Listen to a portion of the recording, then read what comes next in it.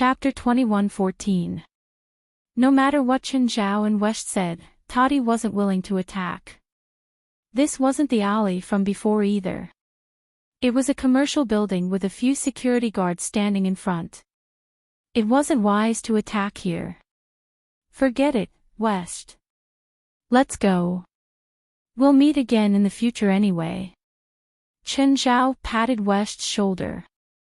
The man hid his aura well. Even Chen Zhao could only sense a faint magic aura from him. Chen Zhao also noticed that the man had a ring on his hand. It looked different, but Chen Zhao could still recognize it. It was the same magic ring that Ruan Faxi had made for him to suppress his aura. This man was definitely not weak. Perhaps even West wouldn't be able to defeat him easily. Toddy glanced at the two people who turned and left. He secretly heaved a sigh of relief. He'd really been afraid that the two would attack him.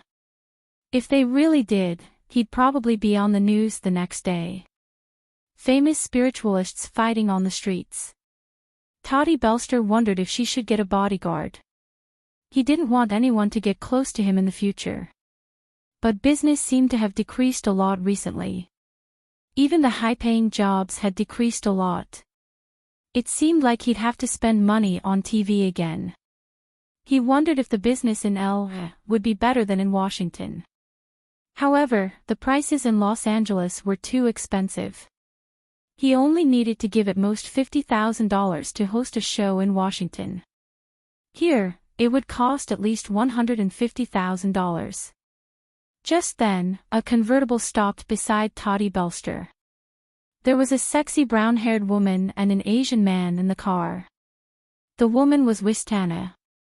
She pulled down her sunglasses. Mr. Toddy. Can we talk? Do we know each other, miss? Mississippi, Toddy Belster looked at the two people in the convertible. He was sure that he didn't know them. Both of them were very iconic. If he'd seen them before, he wouldn't forget them.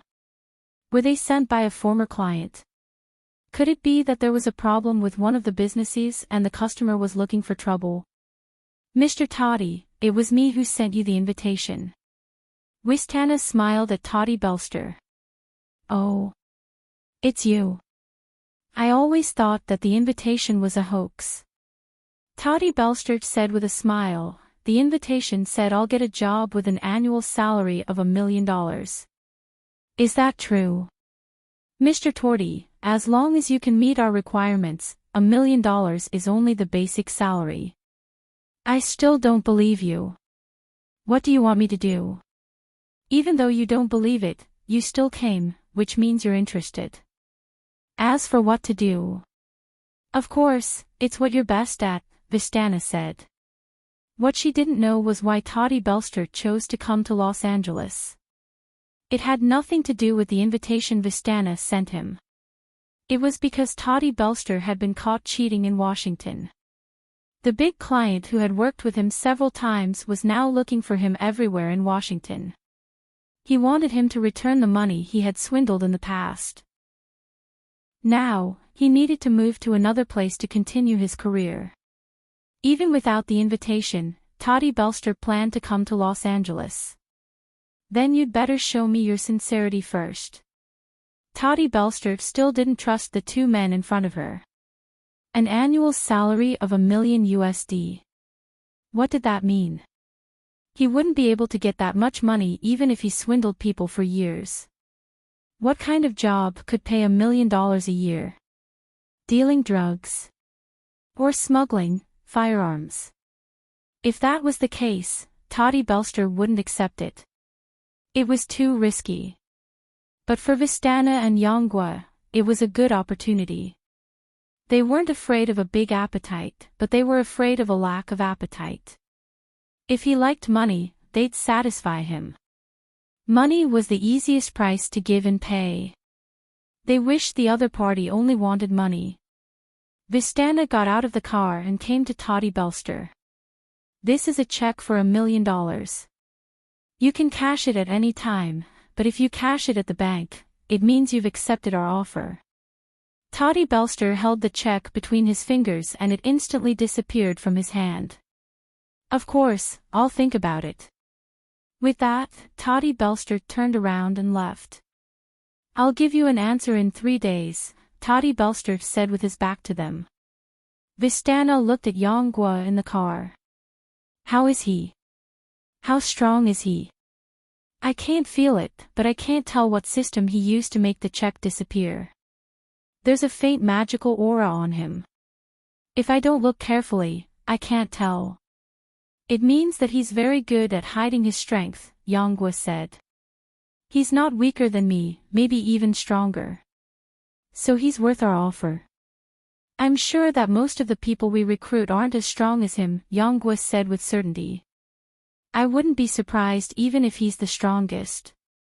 Is he really that strong? Yes.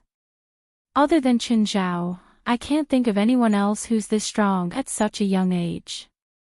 You haven't even seen him fight, but you're sure he's strong. Based on what he did just now, I don't even know how to defend against it if he kills someone. Is it possible to kill Chen Zhao? Yang Gua shook his head. Chen Zhao's strength can be predicted.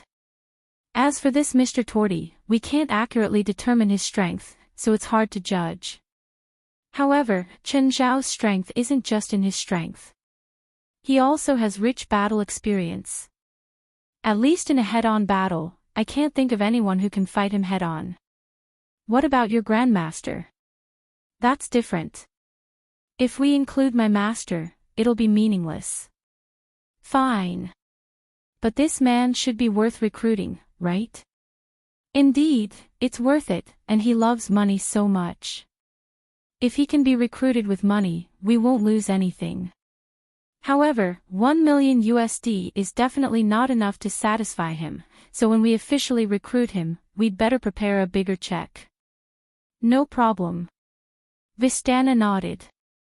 Let's go back and think about it. Other than Toddy, there are a few others who are also valuable. If they join the psionic team as we wish, they'll be of great help to us. Chapter 21:15. The first thing he did was to go to the bank to verify the check's authenticity. With the current technology, it was impossible to tell if the check was real or fake without the help of a bank. Even an expert like Torty Bilster couldn't tell them apart. In fact, even with the check in his hand, Toddy didn't believe it. After all, the check came too easily. It was like it was free. Who would believe that the other party would casually throw him a real check for $1 million? In his dreams. But the bank clerk told him that it was a real check. And he could cash it at any time. This check worth $1 million. It wasn't a joke. Toddy Belster was dumbfounded. He stood there for a long time, unable to react. He had an urge to cash the check and walk away. But when he thought about it carefully, he had no idea who the other party was. Would the other party so easily put a check for $1 million in his hand and leave without a care? That was impossible, right? Although he didn't know what the other party's goal was, they definitely wouldn't let him do whatever he wanted. Perhaps in the business hall of the bank, their people were watching him. So, Toddy Belster became more careful and began to look around. After thinking about it for a long time, Toddy decided to leave for now. But no matter what the other party's goal was, he had to find out. He might even be able to earn more money from it. Of course, it was necessary to be on guard. But in this situation, how could he be on guard? Toddy thought about it for a while and decided to find a professional first. What Toddy Belster called a professional was actually a professional liar. He was also the person who brought him into the business, a senior. But this person eventually went too far and ended up in prison. Moreover, he had not been sent to prison, but had gone to hide in prison. It's here. I wonder if he's still in this prison. Toddy walked into the 7th prison and after asking the prison guard, he got a clear answer. The person he was looking for was in prison and had just been sent in. For a little money, Toddy Belster got a visitation. Toddy Belster was still a little dazed when she saw her teacher. How did Morocco Piccolo, who used to be as strong as a fitness trainer, become so bloated? Was the food in prison very good? He remembered that the first time he went to prison, he had disguised himself as a seasoned mercenary and lied to a gang leader, saying that he could contact a powerful mercenary to help him get rid of his opponent. Even Toddy Belster had to admit that Morocco Bic's courage was commendable.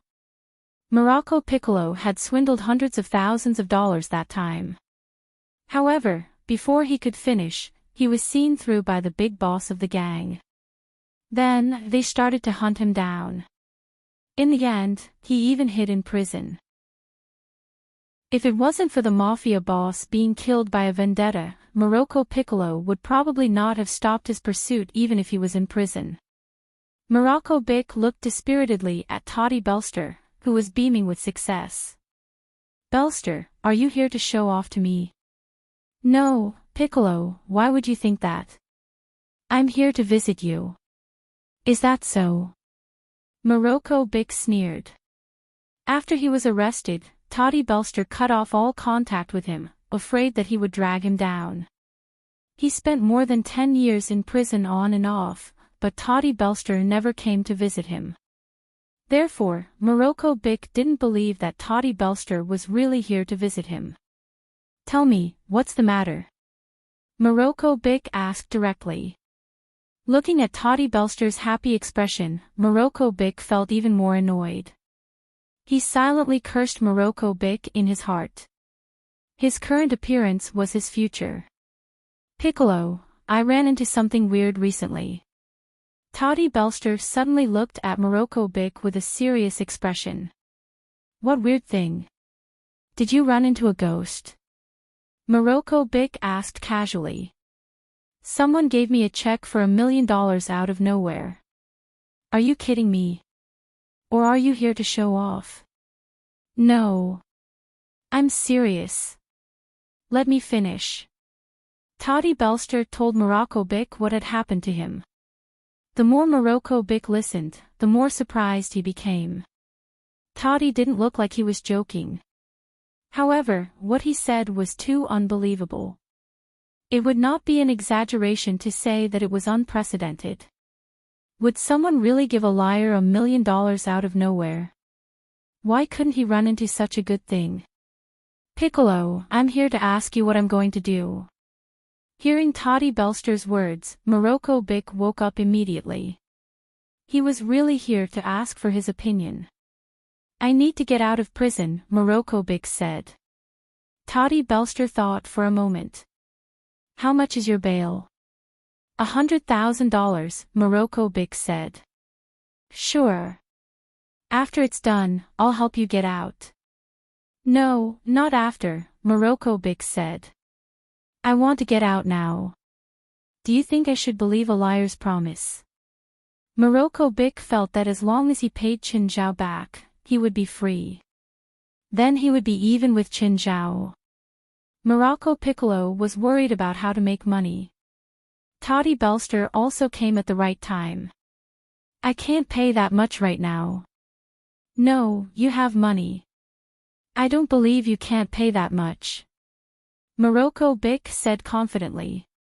"How can a liar not leave a way out?" Toddy Belster's eyes flashed. $100,000 wasn't a small amount either. Even if he could pay it, he wouldn't be willing.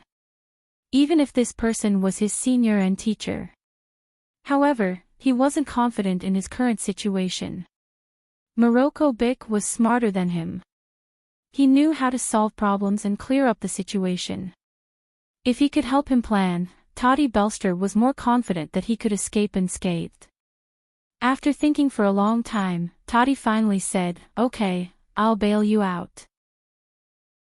Just then, the lights in the visiting room flashed. Then, there was a commotion outside. "Huh? What's going on outside? It's so noisy." 9 Heavens Divine King. Chapter 21:16. I'm not crazy. I saw it. I really saw it. White nightmare. White nightmare.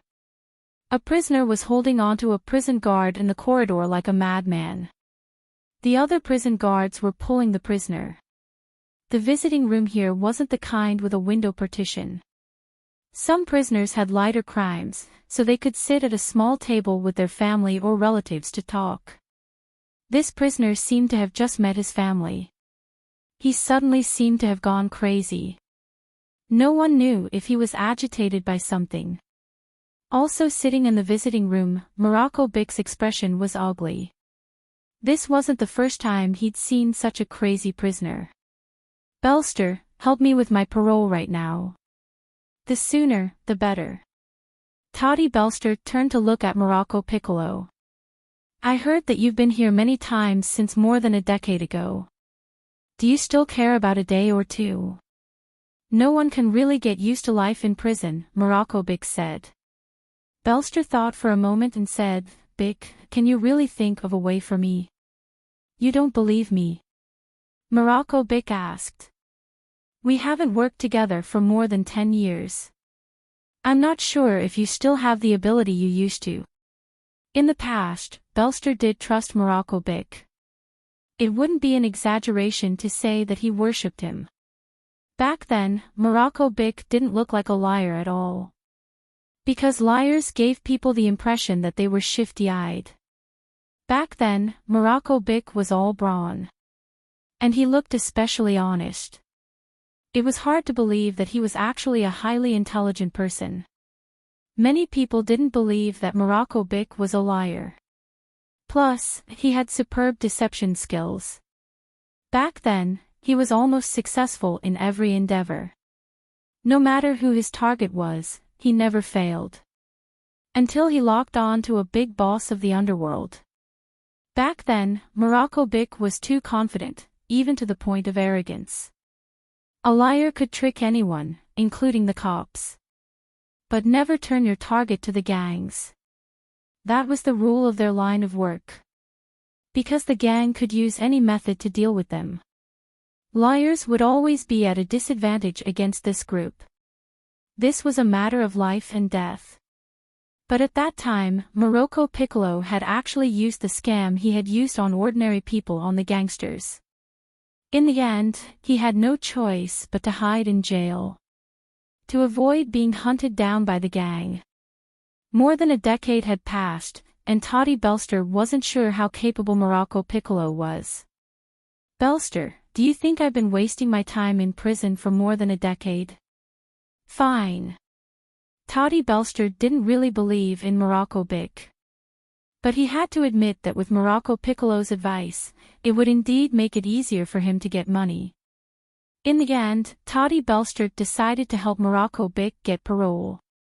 But when he arrived at the warden's office in the morning, he heard that Morocco Bic could not be granted parole. This was because Morocco Bic had committed a crime during his last parole. Therefore, he had already lost his chance of parole.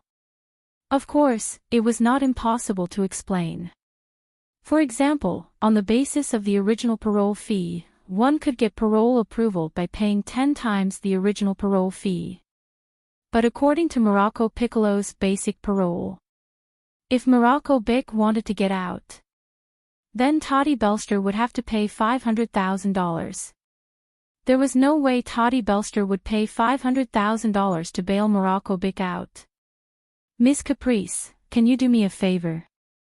If you'll do me this little favor, this check is yours. Toddy Belster handed Caprice a check for $20,000. Caprice raised her head silently and looked at Toddy Belster. Caprice's gaze made Toddy Belster very uncomfortable. I'm sorry. I offended you. Toddy Belster immediately reached out to take back the check. But Caprice grabbed Belster's arm. Who gave you the guts to use a fake check in front of me? Toddy Belster's face turned even uglier. He had forgotten that he was in prison. As a warden. If he didn't have any ability, how could he have intimidated so many vicious criminals? He actually dared to use a fake check in front of a warden. He actually made the same mistake as Morocco Bic. Is it fun to tease an old woman? Caprice said coldly. Miss Caprice, you misunderstand. I took the wrong check. Actually, I'm a lawyer. This check is the evidence provided by my client. I haven't presented it to the judge yet and it's in my pocket. Is that so? So you're a respectable lawyer. Caprice's face lit up with a smile. Toddy Belster secretly sighed in relief. It seemed like the lawyer title was really useful. There are many prisoners in my prison who are wronged. They also need a kind lawyer to help them. Of course, I'd be happy to, Miss Caprice. I'll help these wronged people in court another day, but not today. I have something to do today. I'm afraid not. You can't leave. Caprice shook her head. Miss Caprice, what do you mean? Are you illegally detaining me? That's right, illegally detaining you. Caprice said indifferently, didn't you say that Morocco Bic is your good brother? I'm informing you now that you can have a pleasant conversation with him. I'll arrange for you two to be in the same cell. You can't do that. It's illegal. I'm a lawyer, I'm going to sue you. Caprice suddenly reached out and grabbed Toddy Belster's hair, pulling her onto the desk. Lawyer? Sue me. Mr. Toddy Belster, do you know how many years you'll be sentenced for using a large fake check, bribery, and attempted to break out of prison by force? Oh, and you used violence here and hurt many guards. Toddy Belster's mouth was open, his face full of shock. He didn't expect Caprice to weave so many charges against him. This woman was too evil. So, do you want to stay in prison for a week or more than 15 years? Miss Caprice, I didn't offend you, did I? You're using a fake check to frame me. Why can't I? I can give you a real check. How about letting me go? Then you'll have to pay more. Chapter 21:17. Caprice didn't like people messing with her. Of course, no one liked it. And Toddy Belster had fooled her with a fake check. That was why Caprice wanted to teach Toddy Belster a lesson that she would never forget. In this prison, Caprice was the queen. No one could defy her, no one dared to. Even the prison guards here were her loyal pawns. And so, Toddy Belster was dragged into the prison. No one cared about his cries and screams. Even if he told them it was illegal. Even if he told them it was illegal. He didn't commit a crime. But no one listened to him. No one would defend him. Then, Toddy Belster was thrown into the same cell as Morocco Bic. Belster, what's wrong with you? Morocco Bic looked at Toddy in surprise. How did you get in here? That damned woman. She's illegally detaining us. Toddy Belster roared. What the hell is going on? Toddy Belster evasively spilled the truth. Morocco Bic almost went berserk. You idiot. Idiot. Morocco Bic didn't know what words he should use to describe Toddy Belster.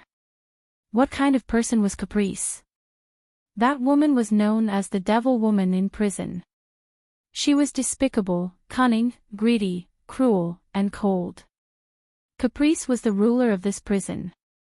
And Toddy Belster dared to use such a crude method to fool Caprice. Wasn't this courting death? Great, he didn't get him out. Instead, he got in. Morocco Bic wanted to kill Toddy Belster. Caprice would never forgive anyone who dared to make a fool out of her. And he might be dragged into it. I'm going to sue her. That woman. Belster roared angrily. He still hadn't realized the mistake he had made. Soon enough, both of them experienced Caprice's revenge. They weren't let out at dinner time. And the electricity in their cell was cut off. The two of them were in the dark. Morocco Bic was calm. After all, He had been in prison for more than 10 years. What had he not seen before? Although Toddy Belster was doing very well outside, he was not a good player. But he had never been to prison. So he started to panic. He started to panic. He thought of all the bad things that could happen. He had already immersed himself in a state of extreme panic. Morocco Bic was calmer. He stayed in his bed. Caprice wouldn't kill them. At the very least, he wouldn't kill them so blatantly. But that didn't mean they were safe. Caprice was the ruler of this prison. However, there were still some things and dangers here that she could not touch. For example, the white nightmare that was secretly spread among the prisoners here. Morocco Piccolo was not afraid of living in prison, even if it was dark and dark. Prison also had its own rules of survival. Morocco Bic's life in prison was even safer than the outside world. However, the white nightmare was a danger outside of the rules. It was something that was not bound by any rules. In fact, in this prison, everyone was talking about the white nightmare. But in reality, not everyone believed it. Most people were still spreading false rumors. Many people claimed that they had seen the white nightmare, but they were actually just bragging. So their descriptions of the white nightmare were also very strange. But Morocco Bic knew very well that the white nightmare really existed. Moreover, he had personally experienced the attack of the white nightmares and survived. So he was the one who had the most say here. But he couldn't say it. Even if he did, people would only think that he was bragging. Toddy Belster leaned against the window. Only the window had a bit of light. The moon was especially bright tonight. Perhaps it was the rare silence that made the two open their hearts. The two of them chatted on and off. Belster, what identity have you been using outside all these years? For the past 2 years, I've been using the identity of someone from the spiritual world, a famous spiritualist, Toddy said. Toddy Belster said, you don't know how easy it is. I spent tens of thousands of dollars on a TV talk show to bribe the producer to get me on the show. Then a lot of idiots came to give me money, and there was almost no risk. Belster, do you really think there's no risk? What risk can there be? Most of those who are willing to give me money are crazy. The so-called haunting is actually just scaring themselves. Those supernatural things really exist in this world, Morocco Bic said. Morocco Piccolo said, if one day you meet a real one, it will be your death. Bic, stop fooling around. You never believed in this in the past. Toddy Belster only thought that Morocco Bic was scaring him. Morocco Bic was a pure atheist. He even often joked about going to die. Would such a person believe in ghosts in this world? Morocco Bic glanced at Toddy. In the past, he indeed didn't believe in ghosts and gods. But after that incident, he believed it. And he believed it deeply because he knew that what he saw and experienced was real. Toddy Belster looked at Morocco Bic. You can't be serious, right? Forget it. Morocco Bic shook his head. He knew that he couldn't convince Toddy. By the way, are there any cats here? Toddy Belster asked. No. But I saw a white cat running down the aisle. Ha! That cat stood up. Morocco Bic was furious. What did you say? You saw a white cat just now. Morocco Bic recalled the form of the white nightmare. It was a white cat, its body glowing with a faint white light. Even in the darkness, it was very conspicuous. Pest, Toddy Belster saw the white cat run to the iron gate and teased it. But looking closely, it wasn't a white cat. From afar, it did look like a white cat, but in fact, it was an unknown creature. Bic, come look. What is this little guy? It looks so strange. Toddy Belster was still shouting recklessly. But when he turned his head, he saw Morocco Bic curled up in the corner. Bic, what's wrong? Chapter 21:18.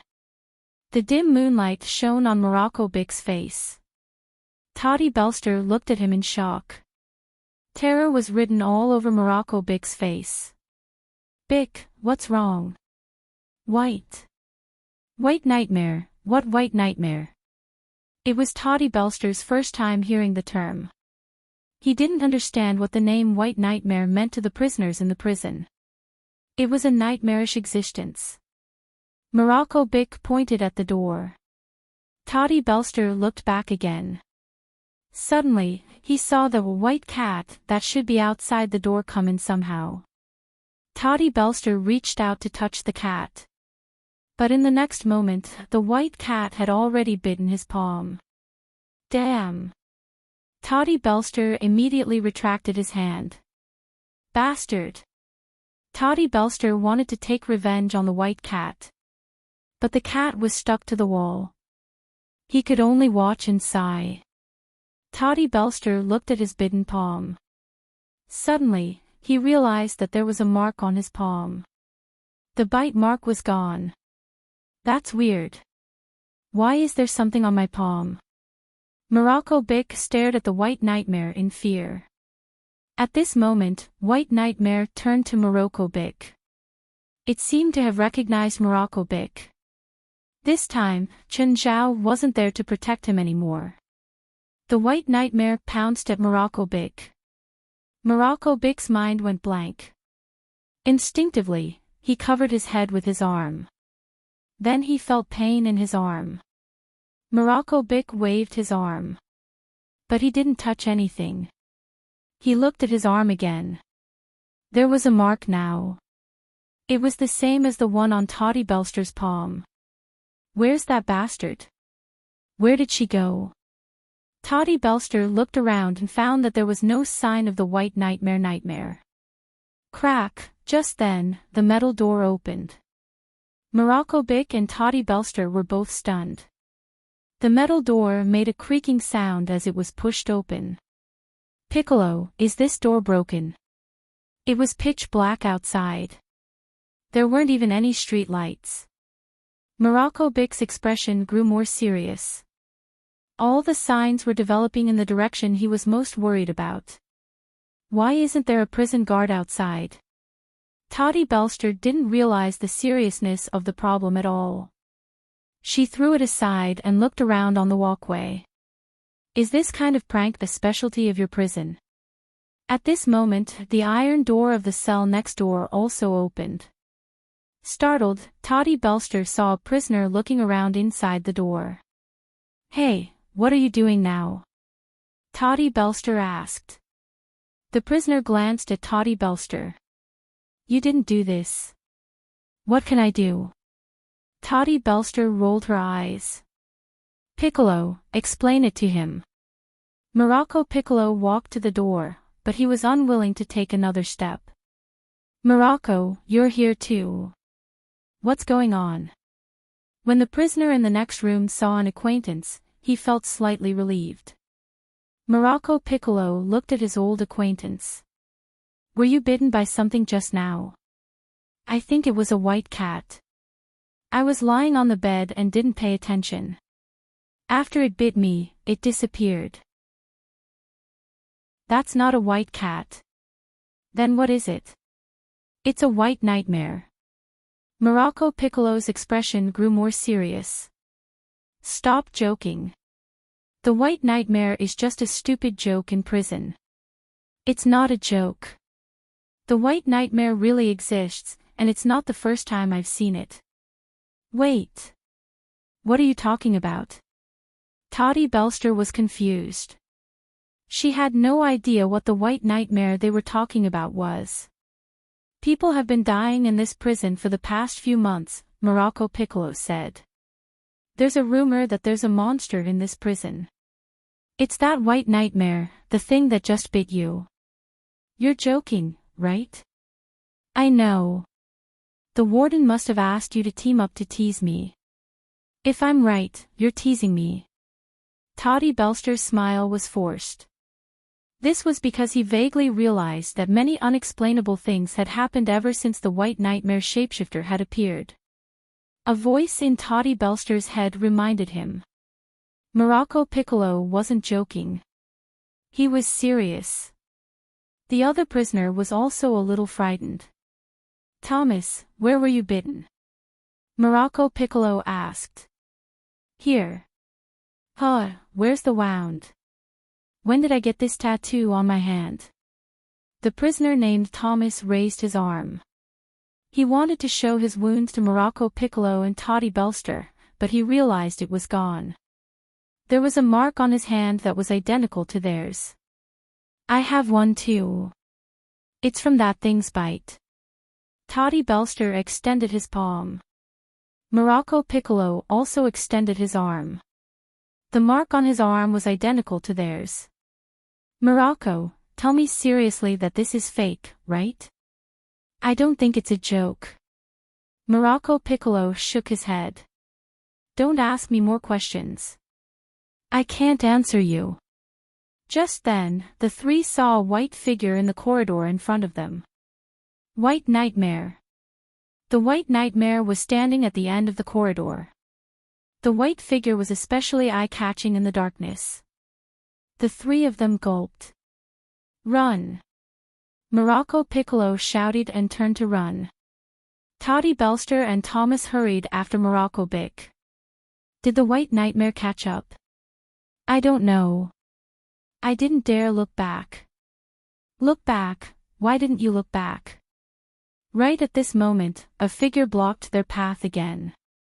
What's going on? Why is the White Nightmare ahead of us? Morocco Piccolo wanted to run back, but when he looked back, he saw another White Nightmare standing behind them. Morocco Piccolo wanted to jump down. They were on the 3rd floor, and there was an indoor activity area below. But before he could jump, Morocco Piccolo saw another White Nightmare below. There was more than one White Nightmare, and there were more than one. The three found White Nightmares in every corner. What? What do we do? These monsters will eat us, right? Toddy Belster was terrified. She grabbed Morocco Piccolo's arm tightly. Chapter 21:19. These White Nightmares didn't attack the three of them. They covered every corner, their eyes gleaming. The three of them stuck close to each other. Morocco, look at the upper level. Morocco looked in the direction Thomas pointed and found that in the upper prison, there was also an open door.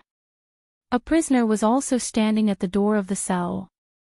The prisoner on the upper level also saw Morocco Bic, Toddy Belster, and Thomas below. But soon, they found that they weren't the only ones who were attacked. They had found more than a dozen prisoners in the entire prison. Each prisoner had a mark left by the White Nightmares. More than a dozen prisoners gathered together one after another. They asked each other what was going on. But no one could give an answer. More than a dozen prisoners gathered together. These criminals, who used to be vicious and evil, were all terrified now. Just then, the area where the White Nightmares were concentrated in front of them suddenly opened up a path. A man walked out from the middle of the path that the White Nightmares had opened up. It was obvious from the way he was dressed. This man wasn't a prisoner here. Most people were even wondering if he was a living person. This man's body was covered in dense marks. Just like the marks on Morocco Bic and the others. But they only had one mark on them. But this man might have hundreds or even more marks on him. Trash, all of you should be very curious about who I am. Toddy Belster shouted in his heart. He didn't want to know who this guy was. He just wanted to leave here and escape forever. He finally understood why Morocco Piccolo was in such a hurry to escape this place. Because he knew what was here. Let me introduce myself. My name is Jirawan Melson. Of course, as you guessed, I'm not a real living person. Mr. Jirawan. What do you want? If I can do it, I will definitely meet your needs. Toddy Belster was smart enough to think that Jeroen Melson was in control of the whole situation. So he took the initiative to please Jeroen Melson, hoping to leave a good impression on him. Maybe Jeroen Melson would let him go. Jeroen Melson glanced at Toddy Belster. Very smart human, at least you're smarter than most of them. I know you bastards want to talk trash or threaten me. Believe me, it won't do you any good, and your threats won't cause me any harm. So in order to avoid being targeted by me, you'd better shut up and listen to me. That way, you might be able to survive. Of course, please instruct me. I will listen carefully to your teachings. The other prisoners were very unhappy with Toddy Belster, but they were also very jealous. Jealous of Toddy Belster's eloquence. Even to them, these words were so mushy. But Toddy Belster could still say it without any difficulty. They couldn't do it anyway. Very well, I will pay special attention to you. There aren't many humans as smart as you. I hope you can survive. Toddy Belster cursed in her heart. She had already put down her dignity, but this guy still didn't intend to let her go. Alright, let's get back to business. Right now, every word I say will determine your life and death. Wistana, did you see Toddy Belster today? Brits asked. Yes, Young said Toddy Belster is a rare master, even stronger than him. Really? No wonder he dared to go to Prison 7. But I'm afraid he won't make it. Prison 7. What's that place? Is it a prison? Yes, Brit said. The full name is Prison 7. Is there a problem with that place? In L.A., there are 3 places spiritualists can't go. Prison 7 is one of them. Is that place very dangerous for spiritualists? 50 years ago, there was actually a short period in North America when the supernatural world flourished. But at that time, the government wanted to conduct human experiments on spiritualists. In the end, the spiritualists rebelled, and the two sides had a fierce conflict. Brit said the spiritualists were naturally the losers. As a result, they suffered heavy losses. Many spiritualists died in battle, and over 1,000 of them were captured and imprisoned. The place where they were imprisoned was Prison 7. That's right. Back then, Los Angeles Prison Number 7 was actually called the Onpu Military Experimental Base. Then, it was changed to a prison specifically for spiritualists. However, 3 years after the war, most of the spiritualists were burned to death in a fire, Brit said. It was also from then on that the hope of the rise of the North American supernatural world was completely shattered. The 7th prison was actually built in the ruins, but it also became a forbidden place for spiritualists. Since the 7th prison was built, there have been all kinds of supernatural incidents, but all the spiritualists who went there to solve the problems never came out. What exactly is there? I don't know. No one knows what's there, but the prisoners in there often die. In fact, the government has always known about this, but they can't do anything about it, so they have always pretended not to know. No matter how the prisoners in the 7th prison die, the government will suppress the news and deal with it coldly. What's that Toddy Belster doing there? Courting death? I don't know. There are always some spiritualists who try to prove their strength, but the results are often very tragic. Then will he die there? Most likely. Don't have too much hope for him, Brit said. Just then, Yangguo walked in. At that moment, Yangguo walked in. I don't think he'll die that easily. He's very powerful, and his methods are brilliant. Very few people can hide from my senses. Furthermore, he's wearing a ring that can suppress one's aura. Very few people would use that kind of ring, because most of the time, even their own strength would be suppressed. Therefore, it's very useless. However, he's wearing a ring, so I'm sure that his strength is definitely not below ours, or even stronger. Is that so? Hearing what you said, I'm looking forward to him coming out of there. I also hope that he can come out of there. If he comes out alive, the strength of our psionic team will increase greatly. Chapter 21-20. There are 18 of you here. I believe everyone has heard of their names, White Nightmare. Jirawan Melson pointed to the White Nightmare nightmares and said, each of you can choose a White Nightmare nightmares. They will devour your fear and despair and become stronger. You will need to vote for death. Each person can vote for 2 people and cannot vote for the same person. The 2 people with the highest votes and the White Nightmare nightmares they chose will fight to the death. The loser will be devoured by the winner. Everyone's expression became very unnatural. Jirawan Melson had a cold smile on his face. That's right, it's like this. Fear, despair, and bewilderment. But you haven't chosen your White Nightmare yet, so you can't feed it.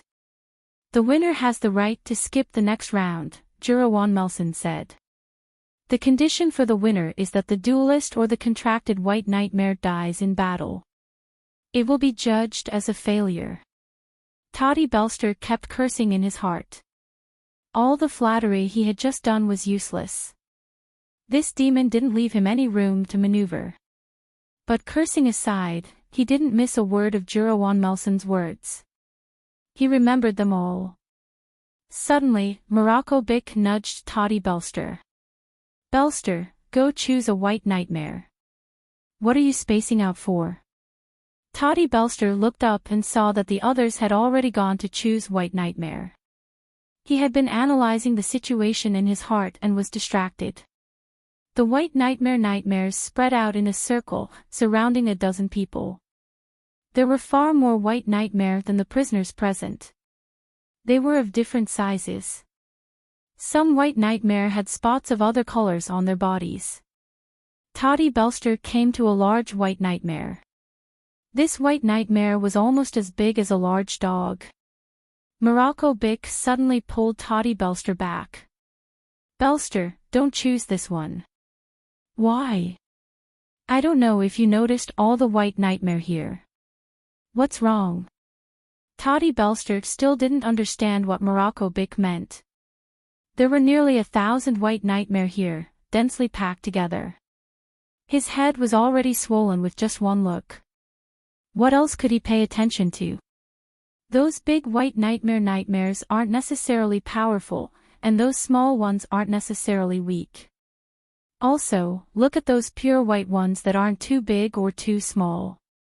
They will always be surrounded by different numbers of White Nightmare nightmares. So, I think it's not necessary to choose the biggest White Nightmare nightmares, but the whitest ones. Toddy Belster looked at Morocco Piccolo in surprise. Pick the whitest one. Isn't this kind of selection a little too irresponsible? Morocco Bick was silent and did not explain too much to Toddy Belster. He couldn't trust anyone here, not even his former friends. Similarly, Toddy Belster did not trust Morocco Bick either. But he saw that Morocco Piccolo had chosen a pure White Nightmare. He believed that Morocco Bick would not joke around with his life. Therefore, he finally decided to choose a pure White Nightmare shapeshifter. As for the other prisoners, some chose the big ones, while others chose the pure white ones. Okay, now that each of you has chosen a White Nightmare shapeshifter, you can start voting now. You will not vote anonymously. Each of you will need to name the 2 people who voted and say why you voted for them. Everyone was in an uproar. They hadn't expected Jirawan Melson to propose such a rule. He wanted them to tear each other apart in front of their faces. But they had no veto power.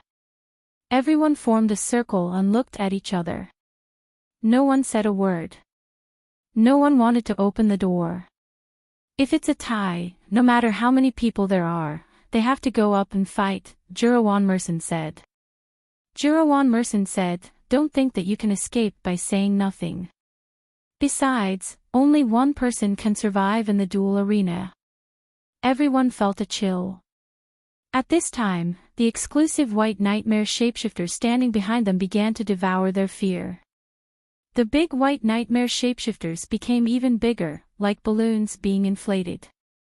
And the pure white nightmare shapeshifters changed even more violently. Some had horns on their heads, while others had wings on their backs. Of course, spots appeared on some white nightmare shapeshifters. No one knew whether these changes were good or bad. The white nightmare shapeshifter behind Morocco Beak also changed. A pair of small horns grew on its head. Toddy Belster's white nightmare shapeshifter had a horn in the middle of its head. It was much longer than Morocco Beak's white nightmare shapeshifter. Morocco Beak's expression was solemn, perhaps because he had interacted with Chinzhou before.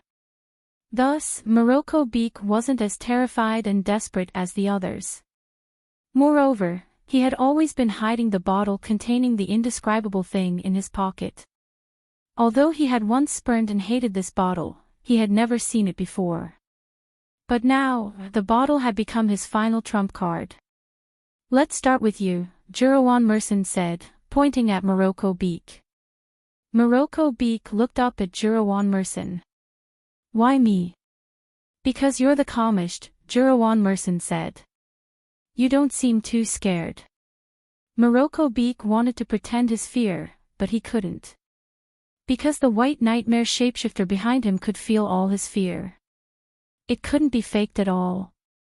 Morocco Piccolo took a deep breath and glanced at everyone in the room. Everyone looked at Morocco Beak nervously. "My first vote is for Nero." "What? Why me? Why me? Did I offend you?" One could tell from the white nightmare shapeshifter on Nero's back how scared he was. His white nightmare shapeshifter already looked like a tiger. It was colorful and emitted an ominous aura. "Because you're the biggest," Morocco Beak said. "If any of us fight you, we have no chance of winning, so we need to get rid of the strongest." "Morocco, I'll remember you. Just you wait, I won't die. And I'll kill you too." Morocco Beak ignored Nero's words, as if he hadn't heard them at all. "My second vote is for Daniel." Daniel abruptly raised his head. His face was also filled with astonishment. "Why? I'm not strong or dangerous. You're the most educated among us. So what?" Chapter 21-21. A long-lost smile appeared on Morocco Beak's face. Having a high education also means having a high IQ. This game is very advantageous. So, if you or he dies, the danger will be lower. Morocco Beak thought that having a high education was equivalent to having a high IQ was too far-fetched. But at least the prisoners present agreed with this idea. Most of them had low education, and they'd experienced the painful memories of being teased and crushed by people with high education. So, they didn't have a good impression of people with high education.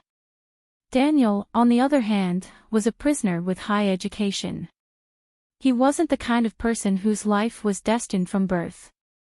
He was born into a wealthy family and had a very high level of cultural literacy. But in the end, he was still sentenced to prison for manslaughter. Of course, Daniel wasn't a good person. Morocco Beak seemed to have changed into a different person. He became extremely calm. Then, the second person started to vote. To put it bluntly, this was a werewolf-killing game. With Morocco Beak taking the lead. Most of them voted for Daniel and Nello. They didn't disappoint and stepped onto the arena. This dueling platform was supposed to be used for illegal fights in prison. But now, they were going to fight to the death here. Nero looked at Daniel with a sinister smile. Fear was written all over Daniel's face. However, Daniel's white nightmare became stronger because of his fear. He had also chosen a pure white nightmare succubus. Daniel's fear became the white nightmare's best food. Its body started to flicker with electricity. Everyone widened their eyes and stared at Daniel's white nightmare in shock. Daniel didn't realize it at first, but when he realized that everyone's gazes were strange, he couldn't help but turn his head. He saw that his white nightmare had turned into a beast emitting lightning. So beautiful. Jirawan Melson sighed. He looked at Daniel's white nightmare. It actually evolved into a thunder beast in the first round. This guy has potential. Thunder beast. Morocco Bic's eyes flickered. He didn't know if he was happy or sad. Just then, Nero attacked first. More accurately, it was a sneak attack. He saw that the situation wasn't good, so he immediately attacked Daniel. But Daniel's thunder beast instantly counterattacked. Whoosh, the lightning bolt instantly pierced through Nero's chest, and it didn't stop there. It continued to pierce through Nero's white nightmare. Instant kill. Everyone sucked in a cold breath. No one had expected such an outcome. Nero and his white nightmare were instantly killed. Then, the thunder beast pounced on Nero's white nightmare's corpse and started to devour it. After eating the white nightmare shapeshifter's corpse, it turned its attention to Nero's corpse. Daniel's expression was stiff at first, but it was soon replaced by ecstasy. He didn't care about his white nightmare eating corpses at all. The stronger his white nightmare was, the higher his chances of survival. Morocco Piccolo's face was pale because he found himself in a very dangerous situation. Because he was not afraid, at least not as afraid as the others. And he even took the initiative to send Daniel to the ring. Daniel absolutely hated himself right now. If he were to meet him in the ring, then he would definitely die. But just as Morocco Piccolo was thinking about this, his white nightmare was also absorbing his fear. Jirawan Melson looked at Morocco Piccolo and was surprised to find that his white nightmare was also evolving. Ha! Diamond Beast. After Morocco Piccolo's white nightmare absorbed his fear, it actually became like a diamond. Toddy Belster also looked at Morocco Piccolo in surprise. Piccolo, is there a trick? Teach me. There is no trick. Fear is the best method. Morocco Piccolo didn't look too happy. Strength and weakness were not absolute in this place. Fear would cause their advantages to disappear completely. Morocco Piccolo realized that he was weaker in this aspect. Are you guys getting excited? But that was just a warm-up. The game officially starts now. Jirawan Melson's face was filled with a cruel smile. Now, let's start the second round. A door appeared beside Jirawan Melson. Jirawan Melson pushed it open.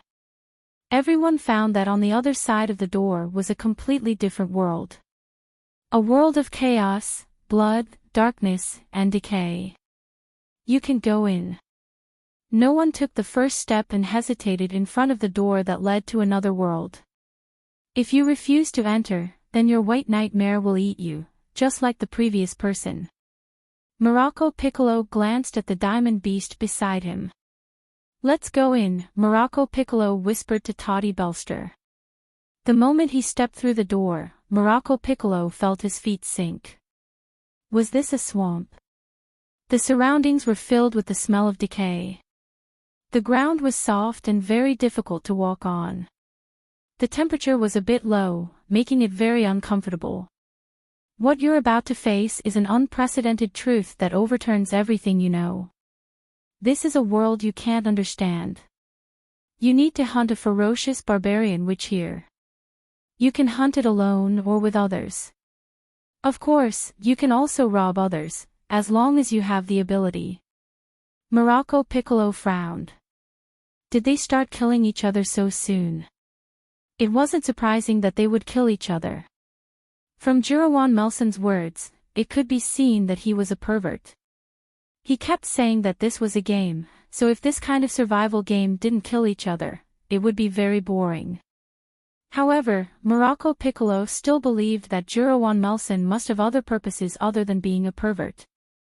Perhaps it was related to the white nightmare around him. Thinking of this, Morocco Piccolo looked at the white nightmare that had evolved into a diamond beast and then at Daniel's thunder beast. Daniel felt Morocco Piccolo's gaze. He looked at Morocco Piccolo fiercely and then made a throat-cutting gesture. An idea suddenly appeared in Morocco Piccolo's mind. He doesn't look as smart as I thought. Maybe I can do an experiment on this guy, Morocco Piccolo muttered to himself. Piccolo, what are you talking about? Nothing. Morocco Piccolo shook his head. If we want to live, we have to cooperate and we can't be disloyal.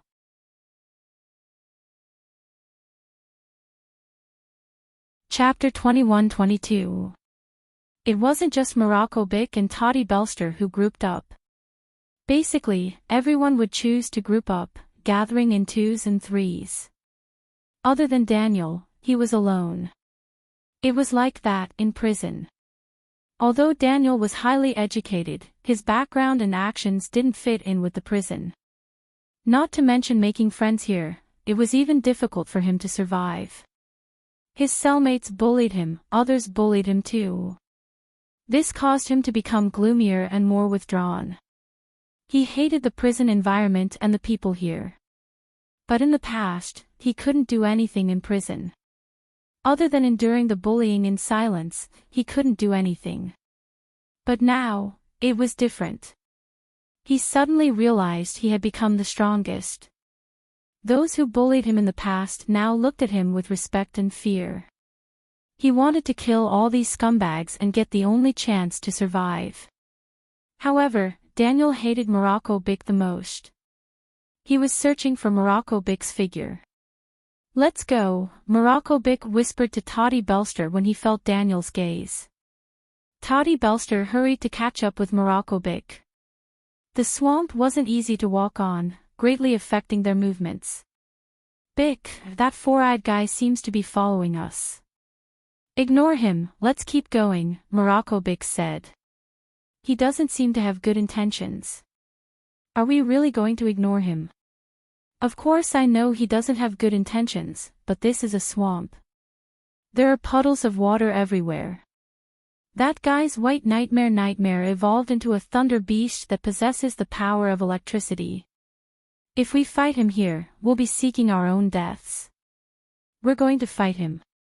Toddy Belster looked at Morocco Bick in astonishment. Since he has made up his mind to attack us, do you think we can hide? Okay then. We can beat him, right? I don't know, Morocco Bick said with flickering eyes. Morocco Bick and Toddy Belster moved in a hurry. Daniel followed closely behind them. Both sides understood each other's intentions. But Daniel didn't care. He roughly judged that he was the strongest among them. So now, he just needed to kill them one by one. Of course, he had to get rid of Morocco Bick first. It seems to be the edge of the swamp up ahead, Toddy Belster exclaimed in surprise. Go. The two of them hurriedly jumped onto the dry ground. What do we do now? Wait for that guy. Toddy Belster asked. He looked very nervous, but that was not surprising. After all, his work in the past was all mental work. He had never fought anyone before, not even once. In fact, Morocco Bick was equally nervous. But at the same time, Morocco Bick was nervous, he was very clear-headed. The two of them hid on a rock. She watched Daniel swagger over from the swamp. I know you are here. Come on out. I can sense the faint electromagnetism coming from your bodies. You didn't expect this, did you? My Thunder Beast and I have a telepathic connection. Since it can sense you, so can I. Daniel was just like that in the clearing, shouting. Morocco Bick frowned. Telepathy. Does this King Kong beast of mine have the same kind of ability? Morocco Bic touched the King Kong beast, but it didn't give him any special feeling. Are you surprised and curious now? Why can my Thunder Beast and I have a telepathic connection? It's simple, because the Thunder Beast is an advanced evolved version of the White Nightmare, and your King Kong beast is only at the 2nd level. There is a qualitative difference between us. It's over, we're done for. Bic, we're dead. We can't beat him, Toddy Belster said in horror. You guys stay there. Daniel looked at the rock where Morocco Bic and Toddy Belster were hiding, and raised his finger to point in their direction. The Thunder Beast behind Daniel suddenly released a strong electric light. The rock where Morocco Bic and Toddy Belster were hiding instantly shattered. The two of them covered their heads and scurried away. Daniel stood in place and laughed arrogantly. But at this moment, a black shadow descended from the sky without any warning, pressing Daniel to the ground. It was a malevolent-looking black monster. The black monster had a pair of protruding fangs protruding from its upper lip. Its body was covered in thick hair, and it looked very much like a gorilla. Thunder Beast. Save me. Daniel was instantly scared out of his wits. The Thunder Beast immediately released a bolt of lightning at the black monster, which directly pierced through it. The black monster rolled on the ground, but then stood up again. Its chest, which had been pierced by the lightning, quickly healed. Then, the black monster pounced on the Thunder Beast. The Thunder Beast immediately released a terrifying electric current. Morocco Bic and Toddy Belster, who were hiding more than 20 meters away, could almost smell the smell of meat coming from the black monster. But the black monster still wasn't dead. With a swipe of its claws, a piece of Thunder Beast's flesh was torn off. The black monster put the torn flesh in its mouth and chewed.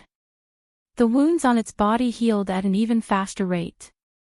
The Thunder Beast didn't have such a strong recovery ability. Plus, its master didn't know how to fight, so it couldn't use its full strength. Roar, the black monster roared at the sky. Hurry up and kill it, hurry up and kill it. How much fear do you want? I'll give it all to you. Hurry up and kill it. Daniel felt the aura of death. Daniel wasn't the type of person who fought. But he was indeed very smart. He might be the one who grasped the trick the fastest and used it to his advantage. After obtaining Daniel's fear, the Thunder Beast was indeed recovering quickly. Piccolo, do you think that black monster is the vicious barbarian witcher that we are hunting? Morocco Bic frowned. If that was the case, it would be troublesome. Daniel's Thunder Beast clearly couldn't beat the black monster. Plus, no matter who won or lost, it wouldn't do them any good. Morocco Bic thought for a moment, then glanced at the bottle he secretly hid in his pocket. Should he use it now? This bottle was his final trump card. Morocco Bic wasn't sure how useful it was. In fact, the contents of the bottle were like a deposit of courage to him.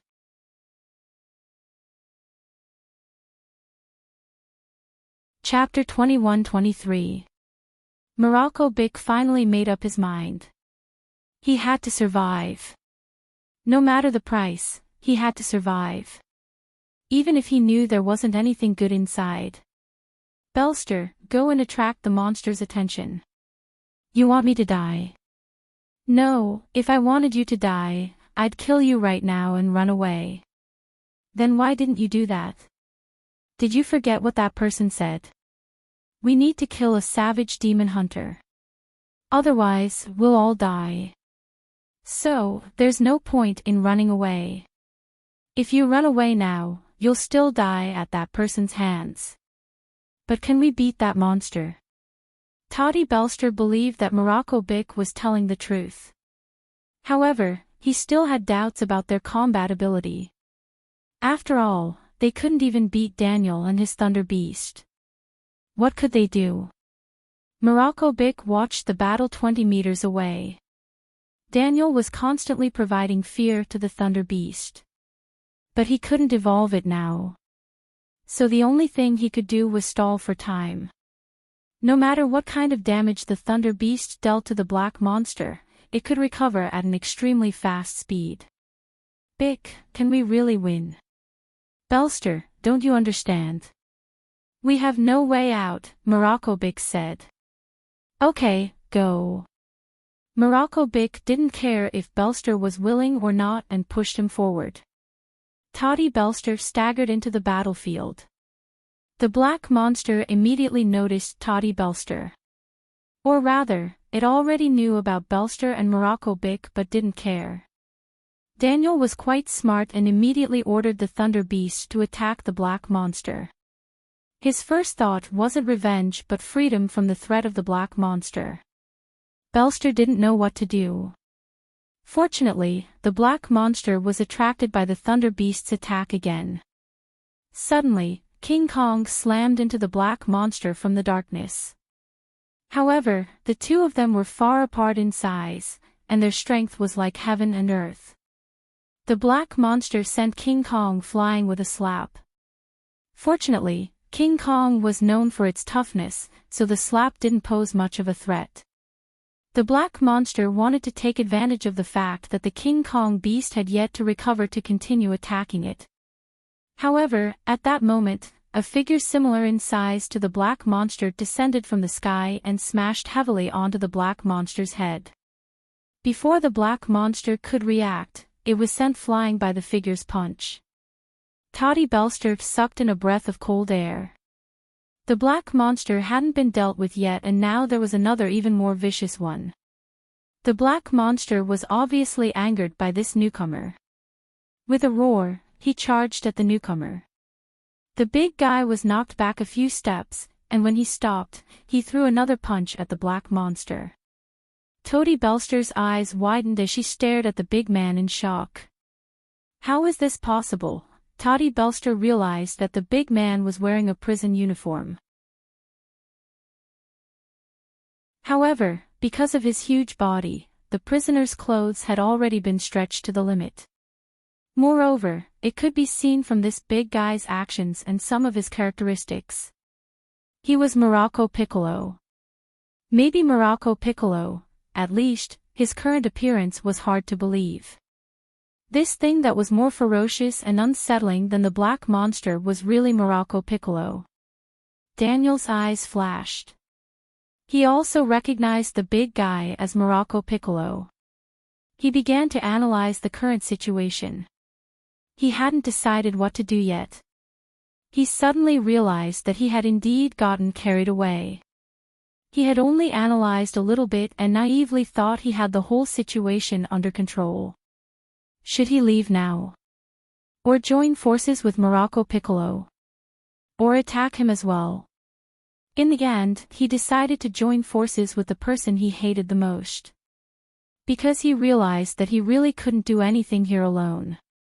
At that moment, Morocco Piccolo's strength completely surpassed the black monster. And he wasn't like the black monster who didn't know how to dodge. He still knew a little bit of fighting. Of course, this kind of fighting was mostly practiced in prison. In prison, people were roughly divided into gangs and non-gangs. Morocco Piccolo belonged to the non-gang group. Therefore, fighting and brawling were a common occurrence. As for Toddy Belster, he couldn't help her at all. His white nightmare hadn't evolved yet. Morocco Piccolo grabbed the black monster and the King Kong beast headbutted it. The black monster vomited black liquid. Then, the Thunder Beast shot a huge bolt of lightning at the black monster. The black monster's chest exploded, revealing a black bead inside. And because of the lightning strike, cracks appeared on the bead. The black monster also became weak. Its recovery ability was clearly much weaker. Destroy that black bead. Morocco Piccolo and Daniel both realized. That black bead was its core. If the black bead wasn't destroyed, it would never die. At this moment, a figure flashed past like a bolt of lightning. The figure pulled out the black bead. The black monster instantly lost its life force. Its huge body slowly collapsed. That figure was Toddy Belster's white nightmare. His white nightmare hadn't evolved, but it suddenly displayed abnormal speed. Toddy Belster didn't expect it either. When he saw the black bead, he guessed it was the key. But he was anxious and couldn't do anything. In his anxiety, his white nightmare suddenly burst forth with astonishing speed. This was a result that no one had expected. After the black monster fell, the three became nervous. Daniel guarded against Morocco Piccolo and Toddy Belster. Although Toddy Belster had finished off the black monster, he wasn't sure if Morocco Piccolo could maintain his sanity. Morocco Bic was hesitating whether he should kill Daniel now. I have another suggestion. Let's work together. If the rules don't require us to kill each other, we'll keep working together. Daniel, as you can see, you have no chance of winning if you fight us now. Morocco Piccolo said, the others might also have evolved White Nightmare. You might be one step ahead of us, but others might be able to catch up to you. So, working with us is your best choice. You can't kill a vicious barbarian hunter alone. Why did you become like this, like that monster? Of course it's the power my King Kong beast gave me, Morocco Piccolo said.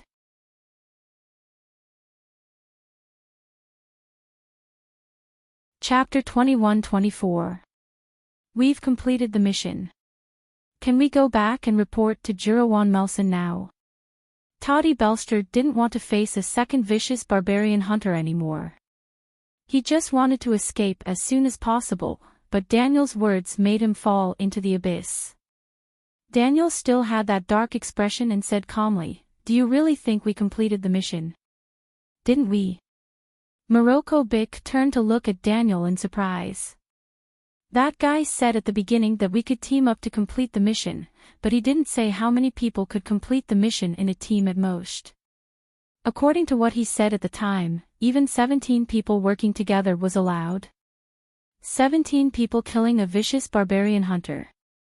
Do you think he'll let us go so easily? Daniel said with a cold smile. Morocco Bic's face frowned. Daniel's words weren't speculation. They were facts. Morocco Bic hadn't thought about it at first, but after hearing what Daniel said, he immediately realized the problem. Juravan Melson had even said that they could kill each other. In fact, he had already planned to let them kill each other. Imagine if a few people teamed up to kill a vicious barbarian hunter. Jurawan Melson had told them that this vicious barbarian hunter could only belong to one person. Then how would the few people in the team decide who the prey belonged to? Of course, they would kill each other. In other words, we still need to kill 2 more vicious barbarian hunters. That's right. The 3 of them set off with a heavy heart. Toddy Belster held the black bead. It was his trophy. Daniel didn't say anything. Of course, he couldn't say anything. On the one hand, Morocco Bic and Toddy Belster were allies. On the other hand, Toddy Belster had played a key role in the battle. Regardless of how strong Toddy Belster was, he was indeed qualified to get this trophy. The sky was still gray, which made the 3 of them feel depressed. Humans were naturally resistant to darkness. Humans were actually creatures that liked light. So for humans, this kind of environment was actually like the wilderness. The fear in the depths of human hearts would continue to increase as time passed. On the way, the 3 of them were silent. Until they met the second vicious barbarian hunter. This vicious barbarian hunter was bigger than the first one.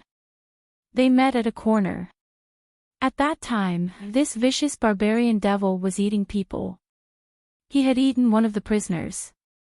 The trio's expressions changed drastically, and they immediately retreated. After the ferocious barbarian hunter saw the 3 of them, apart from the initial shock, it actually revealed a casual expression. "You guys go, don't appear in front of me again. I'm not hungry yet. The ferocious barbarian hunter actually spoke, and his speech was very clear. If you insist on staying and becoming my food, I don't mind. Also, a word of advice, don't always follow Jura Van Melson's rules.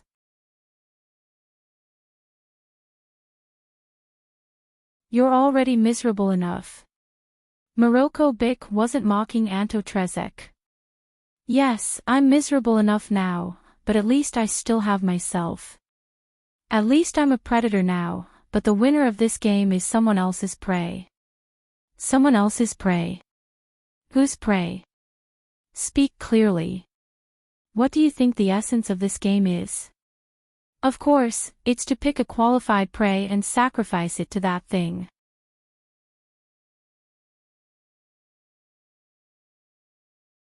Chapter 21-25. What is that thing? The three of them all noticed the thing in Anto Trezek's words. The creator and pioneer of this world, Anto Trezek said. Don't tell me you're talking about God.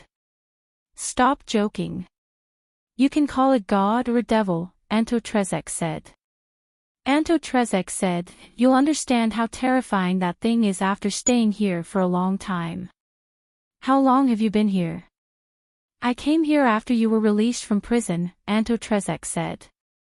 Anto Trezek said, every once in a while, a group of people will come in, and after many rounds of selection, only one will be left and sacrificed to that thing.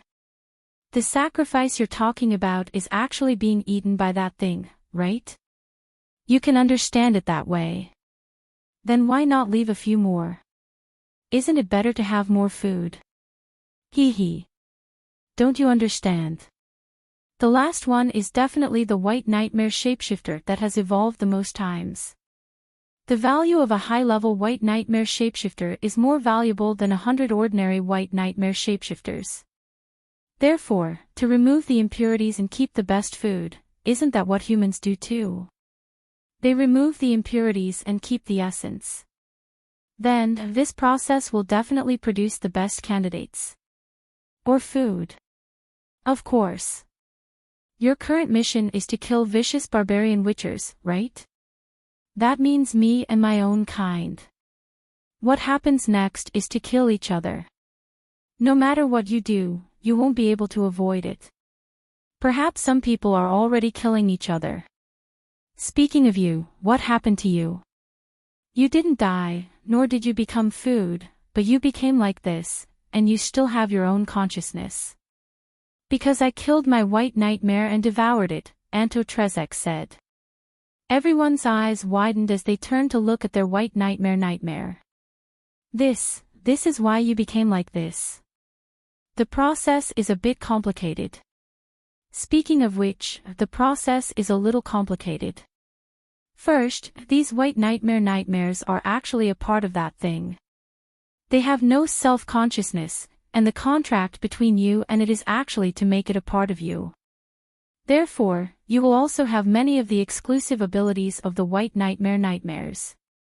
However, this contract is not a complete fusion. After all, you have your own thoughts, and it is a container without thoughts. Its role is to absorb your negative emotions and then complete its own evolution. Of course, they can also devour each other to complete their evolution. At the end of this game, you will slowly come into contact with the truth. Either you will be sacrificed or you will be killed by the other participants. At that time, I wasn't willing to accept it. I wasn't willing to be devoured, so a few of us thought of this method. We devoured our own white nightmare and truly fused with them to avoid the fate of being sacrificed, Anto Trezek said calmly. Anto Trezek said calmly, but there's a problem with devouring each other. Our emotions and thoughts tend to be chaotic. Those who have defeated and devoured other people's white nightmare will fall into madness after devouring their own white nightmare. Coincidentally, I didn't devour other people's white nightmare, so all I received were my own negative emotions. Why can you avoid the fate of being sacrificed after devouring your own white nightmare?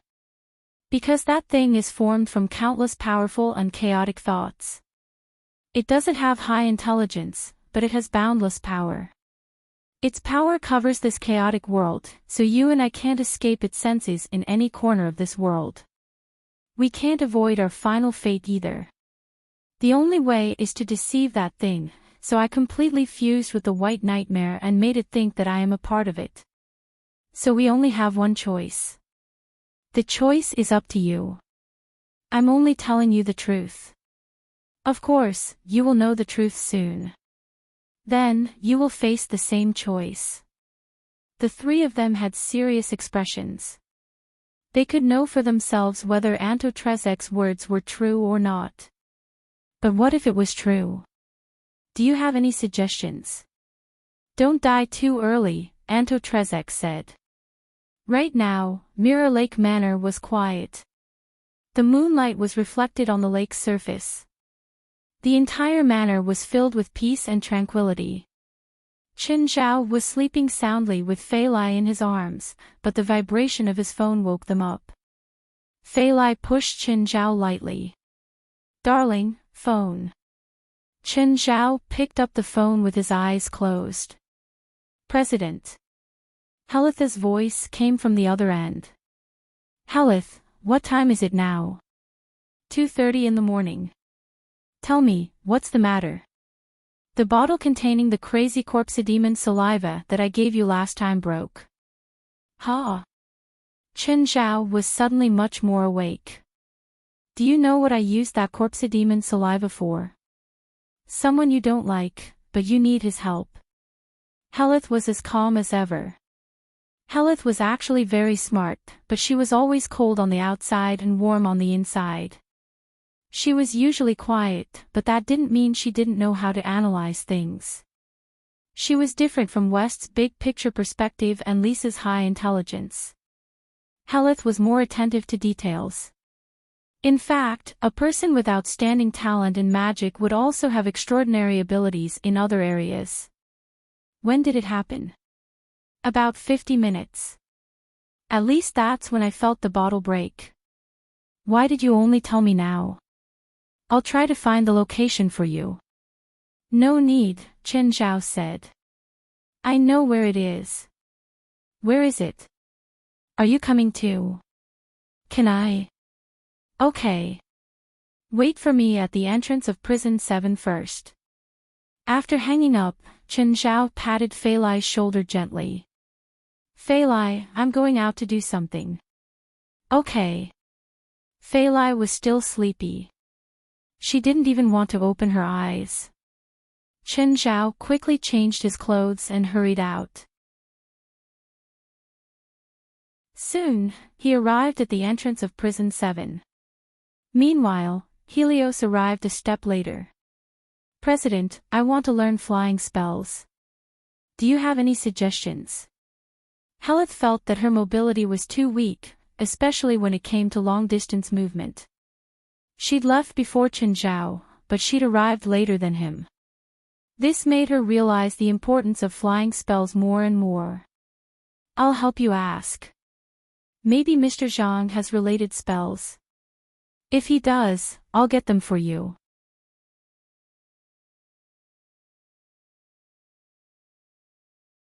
Chapter 21-26. Fuck, it's so uncomfortable here. It's a prison. How comfortable do you think it is? Should I give you 5-star treatment? By Luo, I heard that there's a white nightmare legend in prison 7. Is it true? Yes, there is a legend about the white nightmare, but that's just nonsense. But people often die here.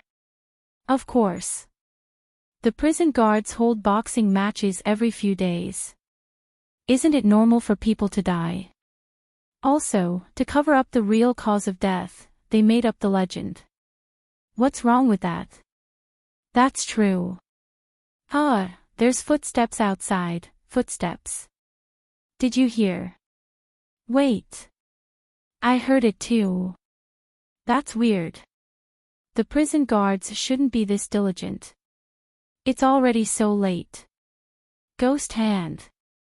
Helis reached into the darkness. President, I've adjusted all the angles of the surveillance cameras. Your magic array is convenient. Chen Zhao and Helis walked down the corridor of the prison. To Chen Zhao, this place had his memories too. Helis suddenly felt a gaze. She tilted her head and glanced at the cell's bars. 2 prisoners were looking at them from inside. A malicious smile appeared on Helis' face. Then, 2 green skulls appeared around Helis, surrounding her body. The 2 prisoners' faces paled in fear. They screamed and ran away from the bars. Chen Zhao ignored Helis' bad taste. He searched for Morocco Bic's traces. However, Morocco Bic seemed to have disappeared. Chen Zhao couldn't sense his aura at all. Chen Zhao found Morocco Bic's cell. It was empty. There wasn't a single person. President, where's the target? Disappeared, Chen Zhao said. But there's some strange magic waves here. Let's search. We should be able to find some clues. It was a prison, but to Chen Zhao and Helis, it was like entering an uninhabited land. Finally, Chen Zhao found the source of the magic waves. There's a lower level in this prison. The magic waves are coming from there. With that, Chen Zhao jumped to the bottom. He stomped on the ground and jumped in. Halis followed closely behind and went down. Chen Zhao saw a large number of white nightmares surrounding one person. The person had been sitting cross-legged on the ground. Sensing the arrival of uninvited guests, he immediately opened his eyes and looked at Chen Zhao and Helis. Kill them! The man shouted. All the white nightmares charged at Chen Zhao and Helis. Chen Zhao didn't even need to do anything in this situation. Halis was enough. The aura of death instantly spread out. Those white nightmares instantly died upon coming into contact with the aura of death. He couldn't even get close to Chen Zhao and Helis. The man raised his eyebrows and spread his arms. A black hole appeared behind him. The man fell backward and disappeared into the black hole. Seeing that the black hole was about to close, Chen Zhao immediately charged inside. However, after he entered the black hole, he realized that he was in midair. Guild leader, save me. I can't fly.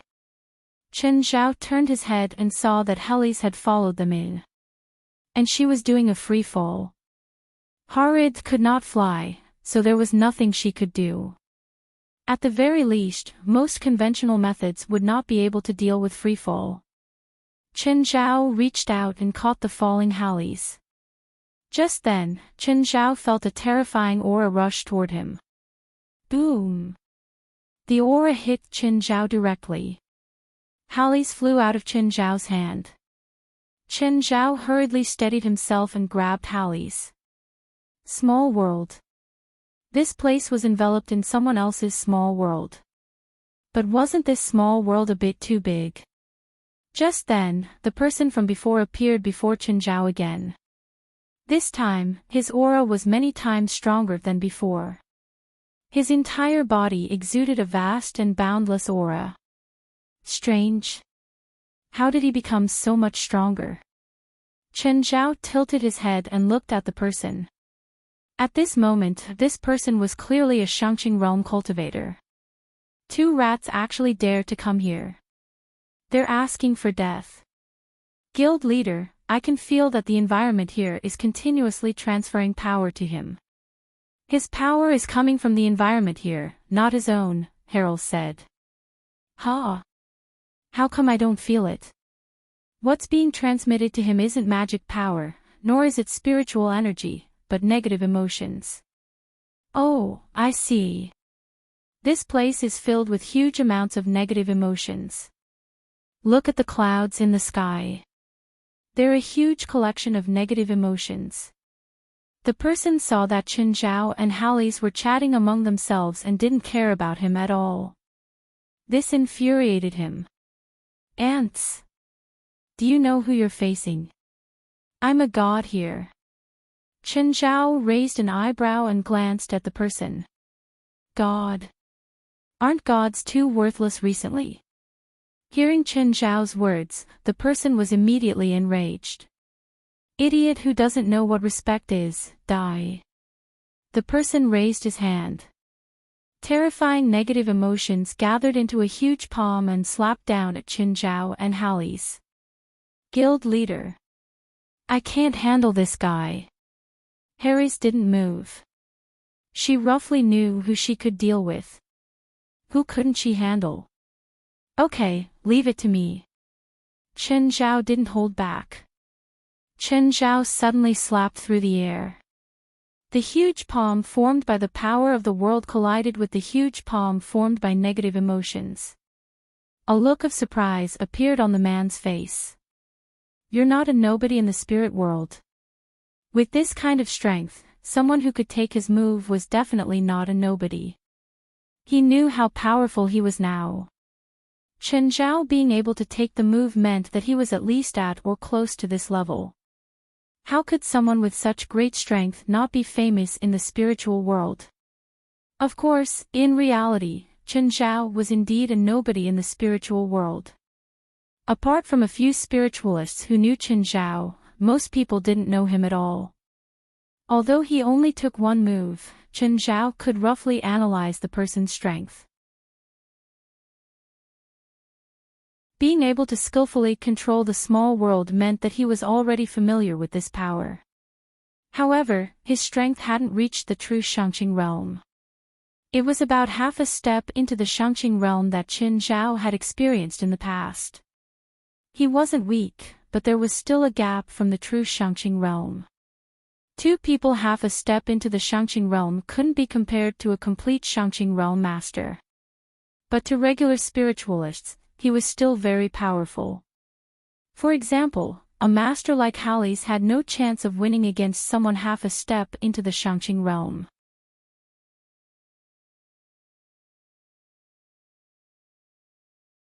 Chapter 21-27. However, this kind of master was really nothing before Chen Zhao. After all, he was borrowing someone else's power. How strong could he be? Everyone could be compared to a water tank, so there was a limit to the amount of power they could store. The difference between half a step into the Shangqing realm and a complete Shangqing realm was not just a half, but a zero. However, Chen Zhao had never heard of this master. A figure of this level shouldn't be a nameless figure in the spirit world. Was he pretending to be low-key like Chen Zhao? Hallie's, have you heard of this person? No. I don't think he's a living person. Hallie's senses were sharper than Chen Zhao's. His soul isn't complete and it doesn't fit perfectly with his body. It feels like an incomplete soul has taken over someone else's body. Smart girl. The person looked at Hallie's. If you're 50 years older, you might have heard of my name. 50 years old. You were one of the people involved in the North American riot 50 years ago. Hallie's asked in surprise. That's right. I'm Ronald Johnson. I'm also called the Glory of Day in the spiritual world. Do you know this name? Harold shook her head. She had never heard of this name or this title. Seems like it's been too long. It's been half a century and no one remembers my name anymore. Ronald Johnson sighed. But it's okay. In the future, I'll make this name resound throughout North America. No, this time, it'll resound throughout the entire spiritual world. You think you can do that? I'm afraid it's not enough. You can't even beat our president, Hallie's said directly. Him. I can't beat him. Ronald Johnson looked at Chen Zhao in disdain. Maybe he can fight against me, but he's nothing in front of our huge plan. Barely. I think you're mistaken. Hallie's shook her head. I mean. Suddenly, Ronald Johnson felt Chen Zhao move. But even so, he couldn't stop Chen Zhao. Too fast. Chen Zhao was really too fast. In the blink of an eye, he appeared before him. Ronald's neck was already in Chen Zhao's grip. What I mean is that you're no match for my guild leader. You can't even be considered a match for him. Ronald Johnson wanted to break free, but he couldn't. Chen Zhao's grip was too strong. Ronald Johnson started attacking Chen Zhao's body. But his attacks couldn't even tickle Chen Zhao. Ronald felt Chen Zhao increase his strength. His soul immediately left the body. When Chen Zhao and Helis saw Ronald Johnson's soul, they were shocked. Because half of Ronald Johnson's soul was human, and the other half was a piece of white meat. After leaving his body, Ronald Johnson sped up and flew toward the black cloud in the sky. But no matter how fast he was, he couldn't be faster than Chen Zhao. Chen Zhao instantly stopped Ronald Johnson's soul and grabbed it. Just then, the black clouds in the sky turned into a giant that smashed down at Chen Zhao. Raising an eyebrow, Chen Zhao punched the sky. Bang! In an instant, the giant was blown to smithereens by Chen Zhao's punch. Of course, Chen Zhao didn't think it was over just like that. The aura had only weakened slightly, but it hadn't completely dissipated. The black clouds were also gathering again. Just then, Chen Zhao felt a sinister aura from below. Looking down, he realized that Helis had taken the body that Ronald Johnson had abandoned. That body was already under Helis' control. Moreover, that body had Ronald Johnson's power and could borrow the power of this world. Then, the small world of the body enveloped Chen Zhao. The black clouds in the sky also calmed down. President, the black clouds in the sky don't have a consciousness, and the source of this body's power is the black clouds in the sky. So, you can use the body's power to deceive the black clouds. Good job. Chen Zhao nodded and turned to look at Ronald Johnson, who was being held by his hand. I'm suddenly very interested in the huge plan you mentioned. Can you tell me about it? You can try to make me talk. Maybe you can make me talk. But if you just ask like this, I can't tell you the truth. Helis, I'll leave it to you. Guild leader, it shouldn't be a complete body. It should be a split body of some soul. So, none of my methods have any effect on it. Although I can make it feel pain, I can't make it submit, Shifeng said, shaking his head. The scene where the black clouds in the sky had turned into a sky-high giant. Almost everyone in this small world had seen it. Everyone looked up at the sky in disbelief. It was as if they had seen a legend. No one knew what had happened. Why had the black clouds turned into a sky-high giant and then disappeared? But the process had been too short. No one could understand. Trezek, do you know what happened just now? I don't know. Anto Trezek shook his head. I've never seen that before, but that thing is the ruler of this world. You mean, that thing is the culprit behind this scheme? The three of them gaped. After all, they'd been wondering if they could take a gamble. It seemed like he could kill the thing that Anto Trezek was talking about. But when they heard Anto Trezek say that the sky-high giant was the culprit, they completely despaired. How could humans fight against that thing? It was impossible. Humans couldn't defeat that thing at all. No, I can't stay here. I don't want to become that thing's food. I don't want to become a monster. I want to escape. Tell me, how do I escape? How do I escape from here? Toddy Belster shouted in horror. Kill that thing. Anto Trezek pointed at the black clouds in the sky and said, if you can destroy it, you can escape from here. Kill that thing. If I can do it, do I need to escape? Toddy Belster was almost in despair. His mentality was about to collapse. Morocco Bick and Daniel were silent. Is there no other way? Morocco Bic asked. At least I don't know of any other way. Maybe you can think of a way with Juravan Melson. Maybe he has a way. Of course, the premise is that you can beat him.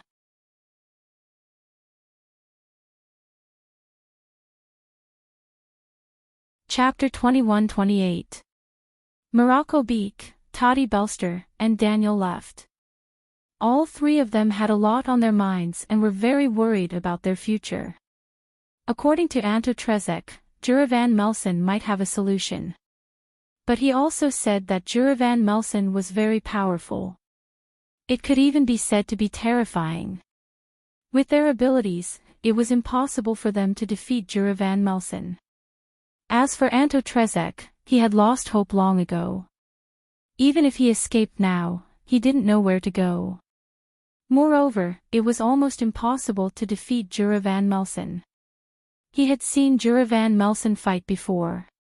Even if there was a 1 in 10,000 chance that he could defeat Juravan Melson by accident, it would be useless. After defeating Juravan Melson, they would face the cruelest enemy. Just then, Anto Trezek heard footsteps. Anto Trezek licked his lips. Another prey had come knocking on his door. He hoped that it wasn't someone difficult to deal with. He had talked so much with Morocco Beak, Toddy Belster, and Daniel just now. It wasn't because he was nostalgic or because he was full. It was purely because he wasn't confident that he could defeat all three at once. The three white nightmares had all evolved to a certain level.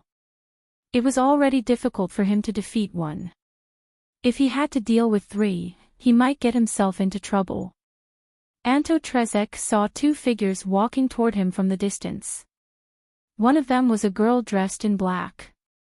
The other was Asian. They didn't have any white nightmares with them. What a strange combination, Anto Trezek muttered. But this didn't mean that he would pity them. Anto Trezek suddenly jumped in front of the two and pounced at them, baring his fangs and claws. Chen Zhao and Heleis glanced at each other. Heleis raised her arm and grabbed at the air. Anto Trezek was instantly caught by a black hand. This guy's aura is similar to Ronald Johnson, but he's so weak, Heleis said. He's just a small fry. He's not valuable. Kill him, Chen Zhao said. Wait. No. I'm not a small fry. Anto Trezek heard their conversation. How could he not understand that he had kicked a metal plate? Ha! This guy still has his own consciousness and rationality. Heleis looked at Anto Trezek in surprise. Put it down, Morocco Bic, Toddy Belster, and Daniel killed another two savage witchers. According to Anto Trezek, these ferocious hunters might have been humans in the past. Therefore, during the hunting process, they observed carefully. Although these vicious barbarian witchers had become monsters and had lost their sense of self, they were still able to control themselves. However, some of their characteristics were indeed human characteristics. This also increased Anto Trezek's credibility. This made the three of them even more worried. Daniel's Thunder Beast had evolved once again, becoming even more powerful. When they returned to the assembly point, a few people had already returned. Among these people, some were fighting as a team, but they only managed to kill one vicious barbarian hunter. Obviously, they did not carefully analyze Juravan Melson's words. After another hour, those who had left came back one after another. Moreover, there were many unfamiliar faces among them. These people were also wearing prison uniforms, but they were obviously not prisoners of Los Angeles Prison 7. There were about 100 people in total. Just then, Juravan Melson arrived. My children, welcome back. Juravan Melson still had that sinister smile on his face. His face was full of ridicule. I believe that many of you have come into contact with part of the truth while carrying out your respective missions. I don't deny that this is a conspiracy, but you should also understand that you have no choice. He knew that the three of them had met Antotrezek. Morocco Bic's heart skipped a beat. If that was the case, he also knew about their conversation. No, he didn't know that the three of them had met Antotrezek. He knew of certain existences here, and he knew the truth. But he did not care whether the truth was exposed or not. Because no one here dared to resist him, and no one could resist him. There was a commotion in the crowd. A few people's eyes flashed with eagerness. Morocco Bic noticed those people. Where did they come from? Those people looked like they were from other prisons. Could the other prisons also be connected to this place? Just then, a bright light burst out of those people's eyes. Morocco Bic thought to himself, they are going to make a move. Sure enough, the four people rushed at Jura van Melsen at the same time. Holy light. Dawn. Glory. Starlight. The four people shouted, and their bodies burst out with the powerful power of holy light at the same time. The four people all raised their arms high and put their palms together. A sword formed by the power of holy light slashed at Jura van Melsen. Jura van Melsen seemed to be unable to react, and the four swords of holy light instantly slashed into his body. However, Jura van Melsen's smile did not change. He reached out and grabbed one of the swords of holy light. Crack! Jura van Melsen's palm that grabbed the blade of the sword of holy light made a sizzling sound and smoke rose. The power generated by the negative emotions on his body reacted violently with the power of holy light. You entered San Francisco's first prison for this day, right? Jura van Melsen looked at the four people. The power of holy light on you is so strong. You should be from the church. Did the church send you to kill us? Evil, stop talking nonsense and die. Die. Even if I want to die, you are not qualified to kill me. Jura van Melsen suddenly increased the strength of his palm. Bang! The blade of the sword of holy light was directly crushed by Jura van Melsen. Your holy light is useless in front of me, so let me purify you of death. Countless black tentacles burst out of Jura van Melsen's body, and these black tentacles wrapped around the four people. After these black tentacles wrapped around the four people, the end of the tentacles drilled into the four people's mouths. The skin of the four people was drying up at an alarming rate. Their power of holy light did not bring them hope. Hiss! The skin of these four people was directly torn open, revealing a black spiritual body inside. The souls of these four people had been contaminated, and now they were called fallen souls.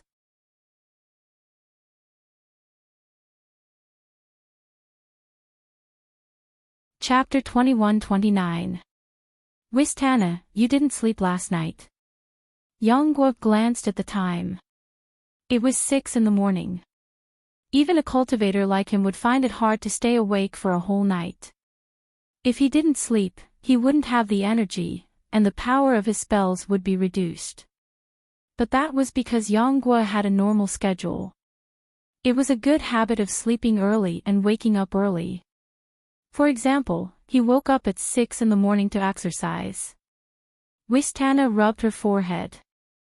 Yang, I found some unusual information. Oh. What did you find? Last night, after Blitz mentioned the incident from 50 years ago, I looked through some files. I found that White Nightmare wasn't the only prison in Prison 7, and it wasn't the only prison in Los Angeles that had unknown deaths. Wistana handed a file to Yonggwa. Look, this isn't an isolated case. In the past 10 years, more than 4,000 prisons in America have all had the same thing, and it's happening frequently. The White Nightmare is spreading more and more. Yonggwa took the file and flipped through it. He found that the rumors about the White Nightmare were spreading in an unusual way. It seemed that someone was intentionally spreading the rumors about the White Nightmare. In addition, in the past 10 years, more than 50,000 criminals have gone missing. Most of these disappeared criminals were treated as jailbreakers. However, many of the criminals that have been recorded have disappeared for no reason. The information recorded in these files was shocking to the eye. There were nearly 5,000 prisons in America, and more than 4,000 had records of unconventional disappearances and deaths. Moreover, all of them pointed to the White Nightmare. This made people ponder over the issue. 50,000 people went missing in the past 10 years, and there were definitely some that weren't recorded. After all, the number was huge, so it was inevitable to miss something. Look at this file. Yang Guo took the file. It was the construction records of all the prisons in America. Almost all of the prisons that had accidents had undergone engineering modifications. It seemed that someone had secretly set up a huge network without anyone noticing. This can't be done by one or two people. It's likely that a large organization is planning something. That's what I'm worried about. We know it's not a good thing, but we don't know anything about the other party's plan. Can you find out where the prisons are being built? And the blueprints? I can, but there are too many of them. It will take a lot of time. We don't have to investigate everything. As long as we investigate a part of it, we can make a deduction based on that part, Yang Guo said worriedly. I have a very bad feeling. I hope nothing bad will happen. Yang Guo's expression was solemn. The disappearance of tens of thousands of people was a major event that could not be ignored in any place. But here, in a country where human rights were paramount, almost everyone ignored it. It had to be said that this was a great irony. Of course, Yang Guo did not have the habit of changing this legal system. As the saying goes, one should not meddle in politics if one is not in a position, not to mention the affairs of other countries. However, as the consultant of the psionic team, Yang Guo was still very serious about his job. Anto Trezek said in a trembling voice. He told them everything he knew. There was no need to hide anything, nor was there a need to. After all, he had already said it once before. It was just a retelling. Guild leader, I think I've figured out their intentions. Someone probably wanted to create a calamity emissary.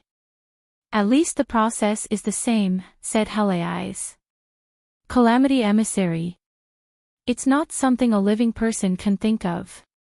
In the past, there was a powerful spiritualist who sensed that his life was coming to an end. Then, he started a series of preparations.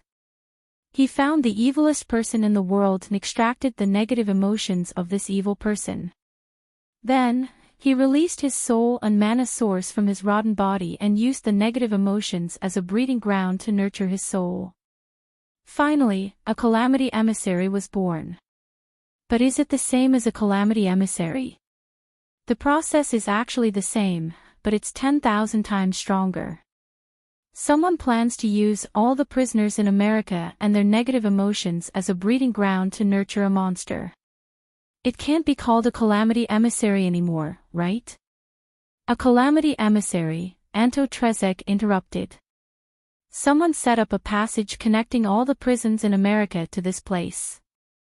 This passage is not only for passage, but also to absorb the negative emotions of all the prisoners. How many prisoners are there in America? Even Chen Zhao gasped. He didn't know the exact number. However, he knew that America had the highest number of prisoners in the world. More than 2 million, Anto Trezek said. About 0.5% of the total population. What kind of monster would be nurtured with the negative emotions of more than 2 million people and the souls and mana source of thousands of powerful spiritualists? Moreover, these 2 million people were not ordinary people. Most of these people were criminals who committed crimes and were extremely vicious. Killing and arson were common to them. But why did they bring these prisoners here? Logically speaking, they should have set up this huge plan a long time ago. All they need to do is to continuously absorb the negative emotions of the prisoners scattered across the United States through the pipeline. Those prisoners who are absorbed won't die immediately. Once their negative emotions are absorbed, they will only become weak and listless. It won't affect them too much. This way, it's safer and more covert, and it won't be easily discovered.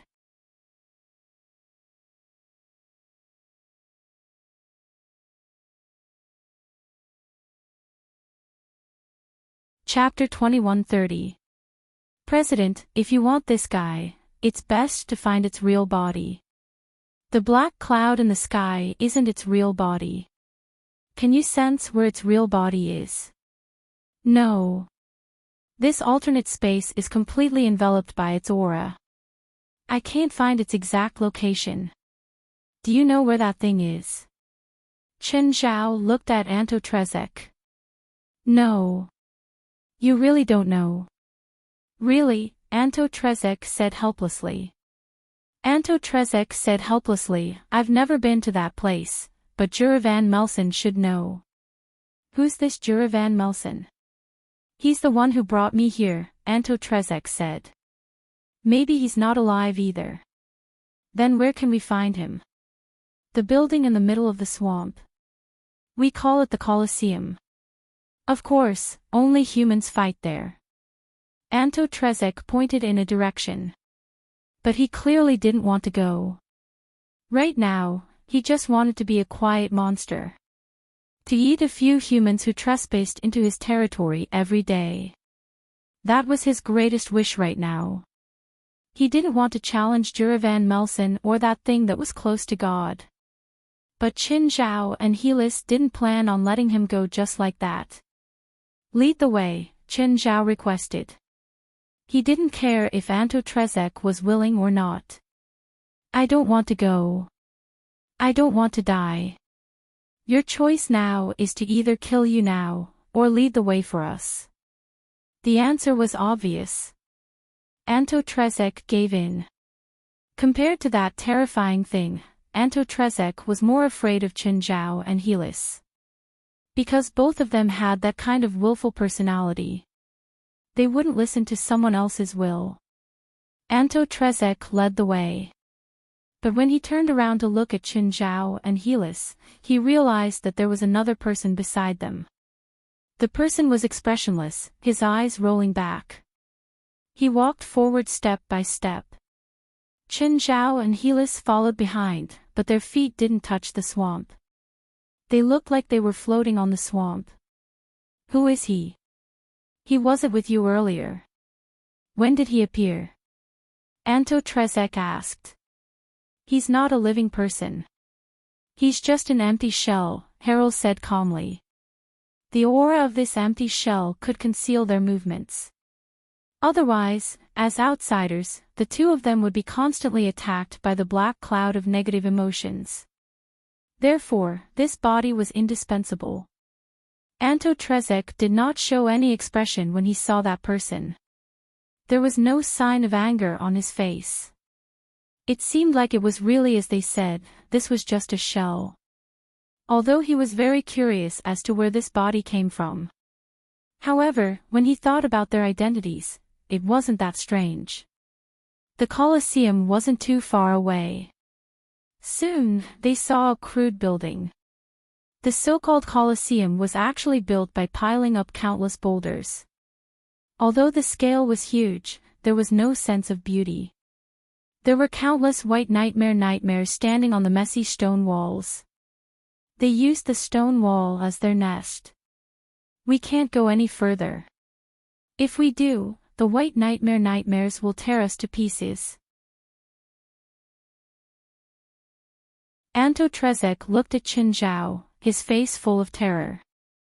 Go on, go forward. I don't want to die. Your current attitude will only hasten your death. Helis looked at Anto Trezek with a sinister look. Fine, fine. Anto Trezek turned around. His legs were stiff. He wasn't willing to take a step forward at all. Just then, the white nightmares on the stone wall saw them. But what puzzled Anto Trezek was that the White Nightmares didn't attack. Usually, as long as an outsider entered their field of vision, they would attack directly. Why didn't they attack at all this time? Were they not close enough? However, they had already reached the bottom of the stone wall. Anto Trezek followed Qin Zhao and Herol into the Colosseum. At the center of the Colosseum, a dozen people and their White Nightmares were engaged in a fierce battle.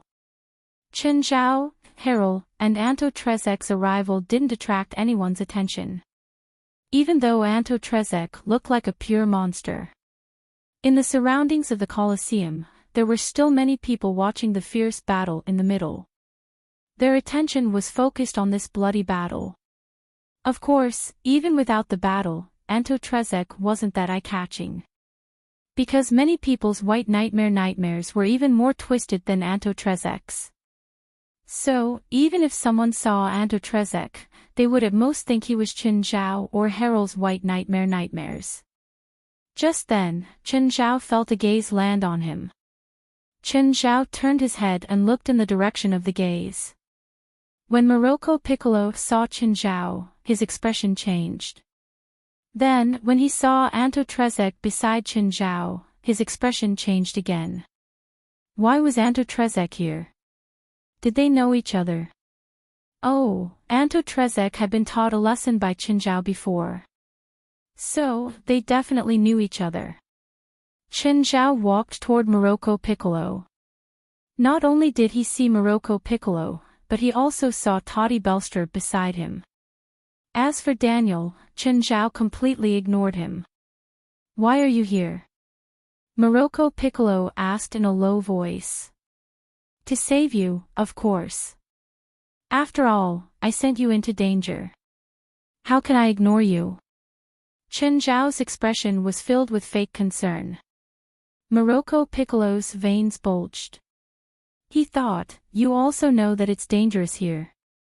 However, Qin Zhao wasn't very interested in Morocco Piccolo. Qin Zhao turned his gaze to Toddy Belster. Mr. Belster, I didn't think that we'd meet again here. Are you here to solve the problem too? Solve what problem? I shouldn't even be here. Do you have a way to bring me out? Please bring me out, I can pay you handsomely. Mr. Belster, don't joke around. You're a famous spiritualist. Since you came here voluntarily, you must have a way to leave. I look forward to your performance later. Sir. I'm not a spiritualist. This is all a misunderstanding. I'm not a spiritualist.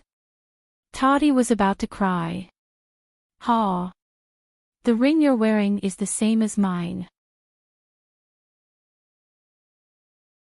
Normal people can't even get a ring like this, so you don't have to hide it from me.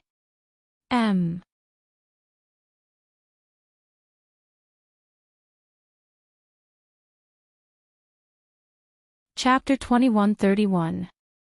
Toddy Belster recalled a client he'd once had. The client had no money, so he'd left this ring as a deposit. Then, the client never appeared again. Toddy thought that the ring looked nice, so he'd kept it on his finger. Toddy Belster took off the ring on her finger. Qin Zhao looked at Toddy Belster in surprise. If Toddy Belster still had some magic waves when he wore the ring, then he'd become a normal person. After taking the ring off, he'd become a normal person. There was no magic on him at all. You're a normal person. Qin Zhao's expression froze. I am. You're a liar. Qin Zhao narrowed his eyes. It wasn't that he hadn't met scammers before, but there weren't many people who could trick him. Toddy Belster was the only one who tricked him so thoroughly. Of course, Toddy Belster wasn't someone who tricked him voluntarily. So, Qin Zhao didn't plan on killing him for now. Morocco, Toddy, you know him? Daniel asked darkly. Qin Zhao glanced at Daniel. Hallis also frowned. President, can I kill him? Never mind, Qin Zhao said indifferently. He might not be able to leave here alive. What did you say? Daniel was enraged. Perhaps because of the sudden power, Daniel's previous cautiousness had turned into arrogance. This was a process that most acquired spiritualists had to go through. They thought that the power they'd obtained was unique. They thought that they could already fight against everything. They thought that they had everything. Some people ended up on a path of no return because of this. Of course, most of them were killed by their seniors. Suddenly, a terrifying aura surged toward them. Boom! A beam of black light descended from the sky and exploded before everyone. The area where everyone stood and the surrounding area were all destroyed.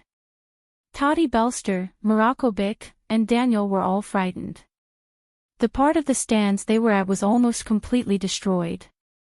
Only the part they were standing on wasn't affected. They weren't the only ones affected.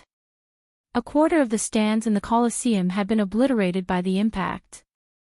At least 100 people were affected. These people, along with their contracted white nightmare, were all turned into ashes. The three of them looked up and saw a giant screen of black and red rising in front of them. It was this giant red and black screen that had protected them from the attack. After the impact, the crimson-black screen slowly descended.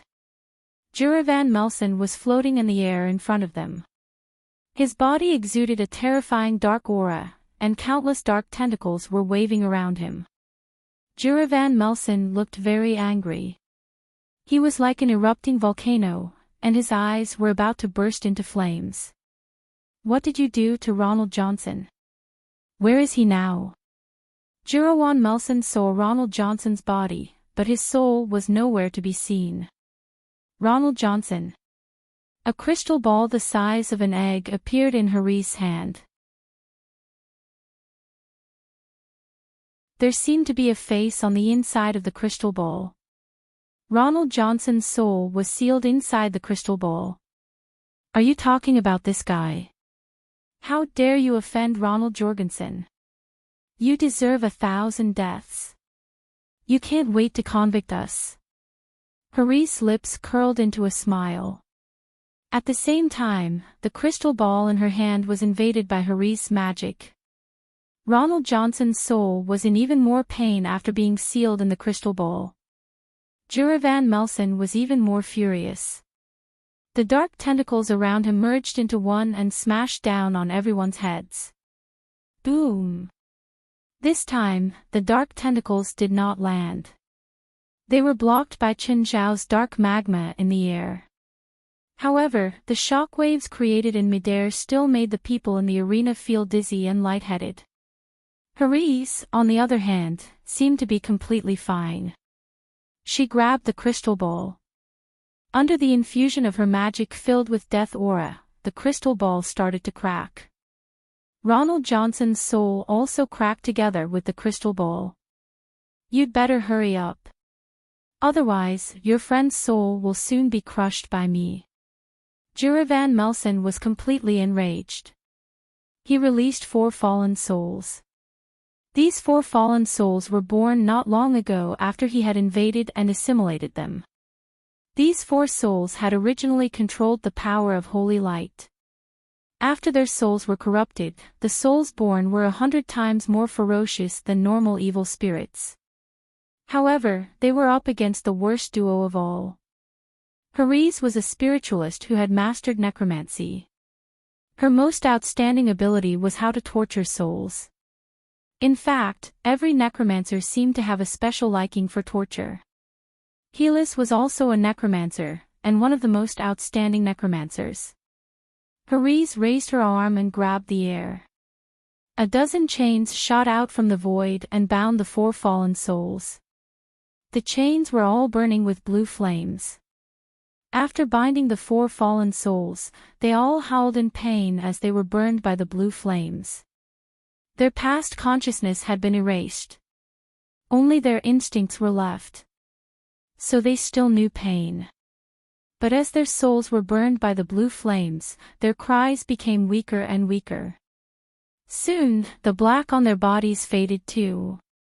What replaced it was their pure souls. They were sublimated in the fall. They regained their sanity.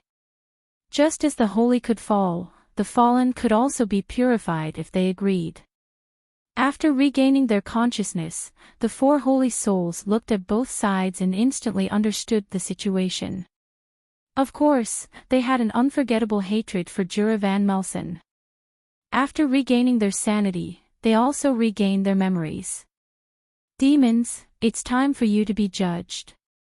Jura van Melsen looked at the four holy souls expressionlessly. Have you forgotten who killed you? I wasn't afraid when you were alive, let alone for stray dogs who have lost their bodies. Being separated from the body doesn't mean that we have lost our power. The power of holy light comes from our hearts, our faith. As long as our courage is not obliterated, as long as our faith is still firm, our power will not disappear. No matter how beautiful your words are, you can't change the fact that you will disappear completely.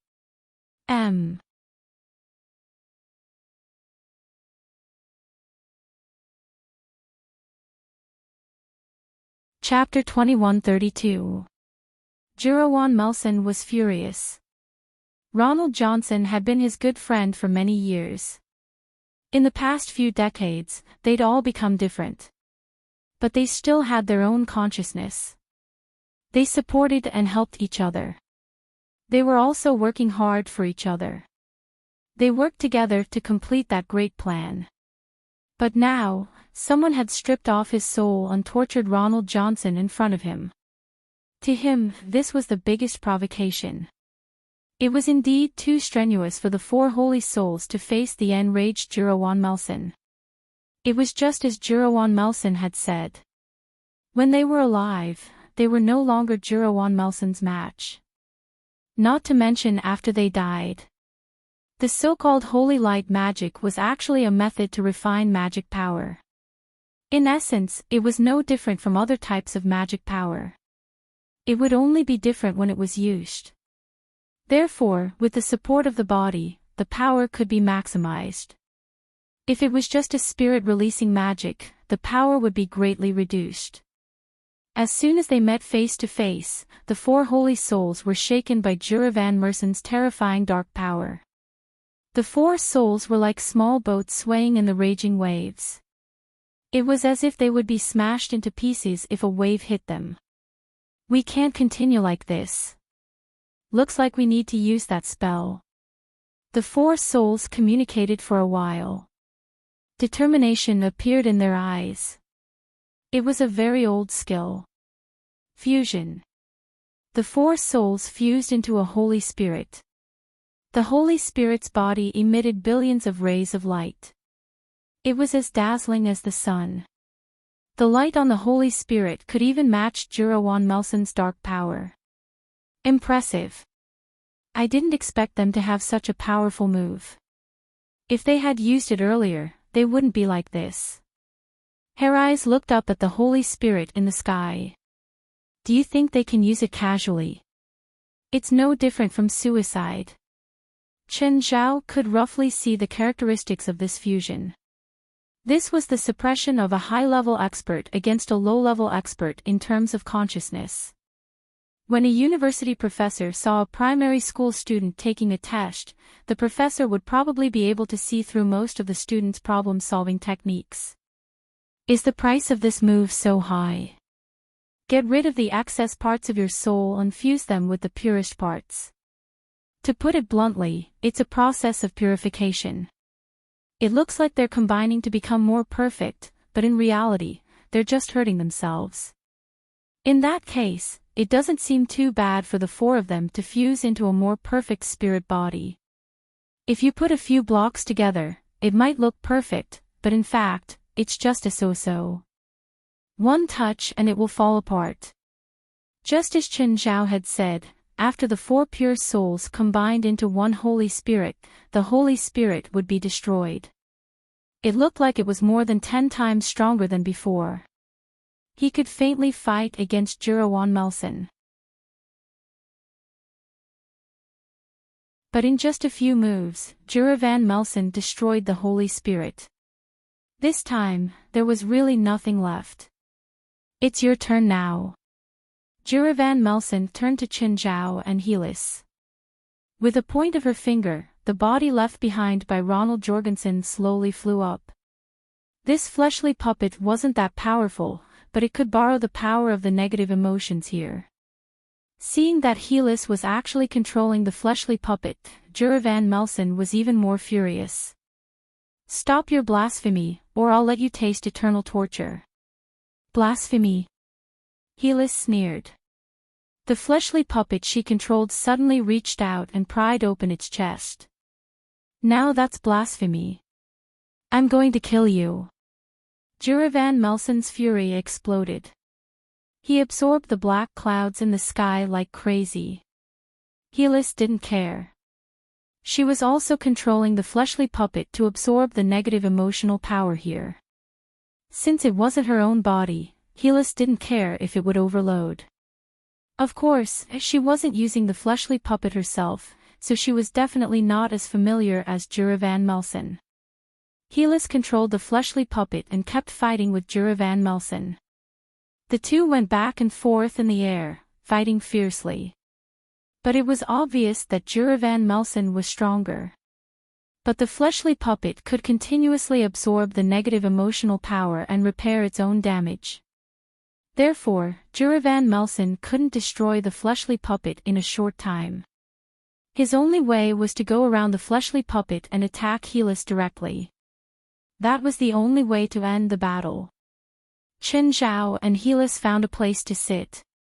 Helis still needed to control the fleshly puppet. Meanwhile, Qin Zhao was just watching the show. But this dark elemental power wasn't vitality, after all. It couldn't repair the fleshly body infinitely. Helis tried her best to control the fleshly puppet. But in the end, the fleshly puppet couldn't escape the fate of being completely destroyed. Jura Van Melsen's body was also riddled with holes. His recovery speed had also slowed down. He wasn't completely unharmed. After all, the fleshly puppet Helis controlled didn't fear anything at all. It wasn't afraid of getting hurt either. The tactic of exchanging injury for injury was fully displayed on it. Morocco Bick, Toddy Belster, and Daniel's faces darkened. They all thought that Qin Zhao and Helis were relying on the fleshly puppet. Now, the fleshly puppet was completely destroyed. Their hopes were dashed too. Plus, they'd already angered Jura Van Melsen. You'll all be punished, especially you, bitch. Jura Van Melsen pointed at Helis. I'm so scared. Everyone could tell that Helis was mocking Jura Van Melsen. Die! Jura Van Melsen roared. A terrifying flood of darkness burst from his body. Suddenly, a huge body blocked everyone's way. Abyss Demon. Helis' trump card. She'd used 9 months to refine the Abyss Demon into her fleshly puppet of death. This was different from the previous fleshly puppet. She could freely use this abyssal demon as if it was her own limbs. As soon as the huge body of the Abyss Demon appeared, it was filled with shock and deterrence. Death Ray. A red beam of light shot out of the Abyss Demon's eyes. It pierced through the darkness and hit Jura Van Melsen. Whether it was Morocco Bick, Toddy Belster, Daniel, or Anto Trezek, they were all shocked. They couldn't tell who was stronger from the aura, so they simply thought that the 30-meter-tall Abyss Demon was stronger than Jura Van Melsen. And things went as they had imagined. The Abyssal Demon's death ray directly blasted Jura Van Melsen away.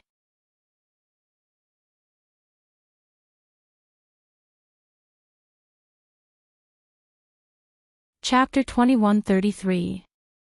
However, Jura Van Melsen was not seriously injured. In fact, before the death ray came into contact with Jura Van Melsen, it had been weakened by the small world around him. Not even 20% to 30% of its power was left in front of Jura Van Melsen. This attack had no other effect other than to anger Jurawan Melson. Jurawan Melson raised his arm high, and a spear appeared above his head, a black spear. The black spear was not particularly large and long, but it exuded a bit of hostility. "Congratulations, you have completely angered me." Jurawan Melson pushed his arm forward, and the black spear pierced through the air. Poochie, the huge body of the abyss demon was instantly penetrated. The black spear did not stop, and it still shot toward the back of the abyss demon. It shot all the way to the pile of rocks, and then burst out with a terrifying impact. The impact spread in a linear way, spreading hundreds of meters. Everything along the way was reduced to nothing. The huge body of the abyss demon fell to the ground. A ghastly hole was left in its chest. Although it was just a body, this hole directly destroyed the function of the abyss demon, causing Helis to lose control of the abyss demon. Swoosh, the black spear returned to Jurawan Melson's side. Jurawan Melson pointed with 2 fingers, and the black spear split into 2. Morocco Bick, Toddy Belster, Daniel, and Anto Trezek were all dumbfounded by what they saw. The huge body of the abyss demon was killed in seconds. Was there really such a huge gap between the 2 sides? Yes, it was that bad. With Helitha's current strength, she could be considered an expert among ordinary spiritualists. But she was far from the top level. And the Jurawan Melson she faced was not just the top level. Only a few people could fight against a half-step Shangqing realm expert. There was a qualitative gap between their strength, so Helis' failure was reasonable. Morocco Bick, Toddy Belster, and Daniel only now understood what Anto Trezek had said earlier. They had no possibility of defeating Jurawan Melson. Not even the slightest possibility. With that kind of inhuman destructive power, perhaps only an army would be able to defeat him. They simply didn't understand what Jurawan Melson in front of them represented. However, they were already desperate enough. Jurawan Melson looked down at the crowd from above. He was like a god, about to decide the fate of the mortals below him. Jurawan Melson pointed at the crowd. "All of you are guilty." In an instant, the 2 black spears pierced through the air. 2 black spears tore through the air, bringing with them an unparalleled momentum as they whistled through the air. Guild leader. "I'll do it." Chen Zhao stepped forward and raised his arms. The black spear stabbed toward Chen Zhao's palms. Boom boom, 2 consecutive loud booms caused everyone behind him to cover their ears. But after the explosion, everyone saw that Chen Zhao was still standing there. His palms were smoking. Everyone's faces were filled with astonishment. Did he just block those 2 black spears with his own body? Even Jurawan Melson looked shocked. "You're not bad." If a real god said this, I'd feel extremely honored. But hearing it from you, I feel like I'm degrading. Chen Zhao shrugged. "Do you really think you can beat me? Do you really think that's my full strength? Then, let's start your performance." Chen Zhao made a gentlemanly gesture for her to start. Then, Jurawan Melson actually naively thought that Chen Zhao was really going to give him a chance to fight. So, he planned to give a speech before the battle. But Chen Zhao didn't plan to do that at all. The next moment, Chen Zhao was already before Jurawan Melson. I suddenly feel that we should end this quickly." Chen Zhao had already cut open Jurawan Melson's body. This change was too sudden. Jurawan Melson didn't expect it. The others also didn't expect Chen Zhao to act so quickly. And no one thought that the arrogant Jurawan Melson would lose so quickly and so suddenly. Chen Zhao ended Jurawan Melson's performance violently. Of course, it was the same as Ronald Johnson.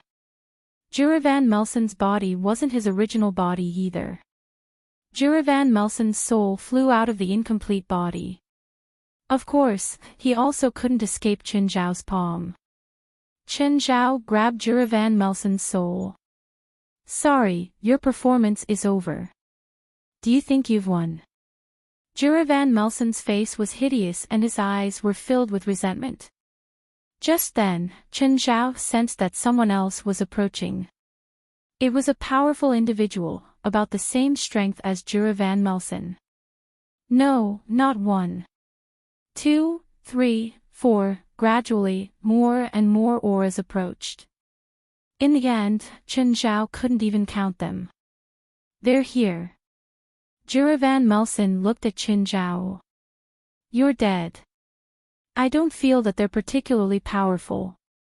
Basically, they're all about the same strength as you. Do you think they can defeat me? Kill me? Maybe 1 won't do. Then 10, 100, 1,000. Juravan Melson sneered. Soon, you'll face a number of enemies that will make you despair. The approaching auras were actually the souls of the spiritualists who'd participated in that war. They were all Juravan Melson and Ronald Johnson's comrades and companions. They'd all worked hard for the same goal. This world and the Doomsday Bringer project had been created by them together. 1,468 spirit controllers. They represented the most glorious history of North America's spiritual world. Because of their existence, the entire world's spiritual world had thought that North America's spiritual world would rise. But what the government did later completely killed North America's spiritual world. Most of them had died in battle and only a few had survived. But regardless of life or death, they were still entangled together. The hatred of the dead was carried by the living. The obsession of the living prevented the dead from transcending. Hatred and obsession finally merged into one, turning into the most terrifying thing. In the past 50 years, they'd been tormented and worked hard for this. They'd overturned the old world and the old rules.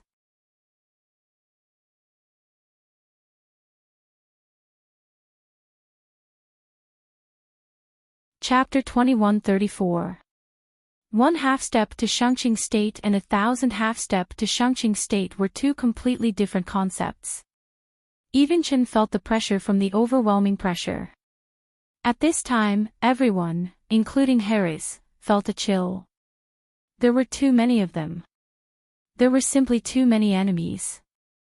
And every enemy was stronger than her. Could Chen really win in such a situation? This might be the first time she doubted Chen. Outsider, you've committed a heinous crime. Heinous crime. Heinous crime. Those people's voices echoed in the air, like gods roaring in the sky. Morocco Bick, Toddy Belster, Daniel, and Anto Trezek were in complete despair. They thought that they could be free after defeating Juravan Melson. Unexpectedly, Juravan Melson's death was just the beginning of the nightmare. The real nightmare had just begun. No one believed that Chen could turn the situation around. It was a dead end. A dead end. President, they're one. Each of them is a calamity bringer. Together, they're the Doomsday Bringer. Harris said. Chen narrowed his eyes and looked at the countless enemies in the sky. No wonder Chen felt that these enemies weren't like an army. Their auras were connected as one. It turned out that they were one. They had a common origin. Just then, a few calamity bringers attacked everyone. Chen instantly rose into the air and 2 calamity bringers' chests were instantly pierced by Chen's arms. Then, Chen swung his arms and the 2 calamity bringers smashed towards his companions. 2 white lights burst out from Chen's palms. Holy Light Cannon. After the Holy Light Cannon, the 4 calamity bringers disappeared. Don't think that you have an advantage just because you have more people. The advantage is never on your side. Chen's eyes glowed fiercely. I'm different from the enemies you've faced in the past. If you want to defeat me, you need to work harder. More than 1,000 calamity bringers were also stunned. In the past, they had never met someone who could kill them individually. In their opinion, such a terrifying monster-level human shouldn't exist. But now, he had indeed appeared in front of them. This human was indeed incomparable to their past enemies. In the past, there were very few who could match them, let alone kill any individual in an instant. But our numbers have already determined the result. You can't change the result. Then let's wait and see. Jen stretched his body. Kill. The war broke out with a command filled with murderous intent. Chen Yi was like a lion charging into a flock of sheep. In front of Chen, the messengers of disaster were as weak as a flock of sheep. Gravity, fall. A disaster messenger cast a gravity spell on Chen. Chen immediately felt as if his body was being hung by a weight. At the same time, he slowed down. The moment he slowed down, the disaster messengers began to bombard him. However, the effect of this spell was limited.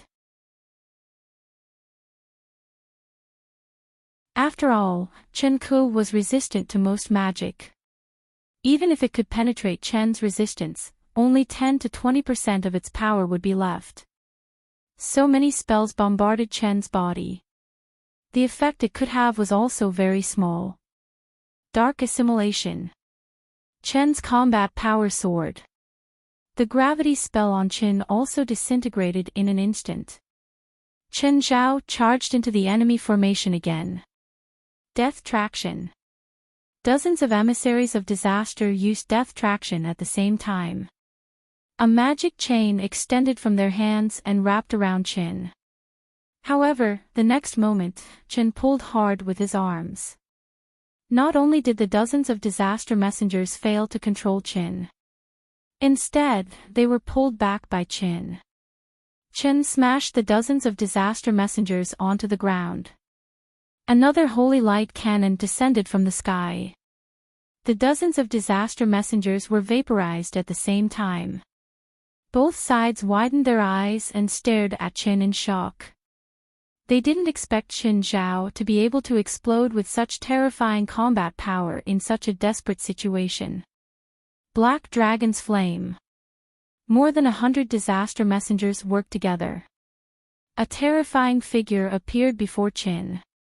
Although it wasn't a real black dragon, it was far more powerful than an ordinary adult dragon. The flames hit Chen's body and caused a shocking explosion. The black clouds were blown away, forming a huge hole. Everyone's mood sank to the bottom. Under that kind of terrifying explosion and impact, could the human body really survive? Even Hellies couldn't help but worry for Qin. However, after the smoke dissipated, the figure in the sky was so eye-catching. Chen patted the dust off his body. That was close. The power just now was really enough to threaten him. Fortunately, Chen went all out at that moment. Dark Assimilation, Clone, 10,000 techniques return to 1, Mighty Spirit Transformation, and Strength Multiplier. Under the amplification of nearly 100 times, the attack completely lost its effect. Chen's eyes were filled with ferocity. Game over. An explosion came from the sky. Then, Chen disappeared on the spot. However, a path formed by flames was left in the sky. Everything on the path was turned into nothingness. More than 100 disaster messengers were wiped out in an instant. Before the disaster messengers could react, Chen waved his fist again. Again, he swept away all the disaster messengers on the path. In the blink of an eye, more than 300 disaster messengers were wiped out by Chen. Nearly a quarter of the enemy. Even the disaster messengers were shocked by Chen's terrifying combat power. Was this guy still human? Was he still the human they knew? Why did such a monster appear among humans? You should lie down now. That way, you can relax. I can too. Lie down. Do you really think you've won? One of the disaster messengers showed a mocking expression. The more of us you destroy, the closer you are to death. President, in the sky. Helly's reminded. Chen looked up and realized that the black clouds in the sky had expanded dozens of times. So this is your final trump card. Destroy all of your physical bodies, and everything you have will fuse with that thing. That's right. The disaster messengers didn't need to hide anymore. That's our final destination. We'll all merge with it. Really? My final goal is to merge with it too. No, more accurately, I want it to become a part of me. Chen Mengran charged into the black clouds.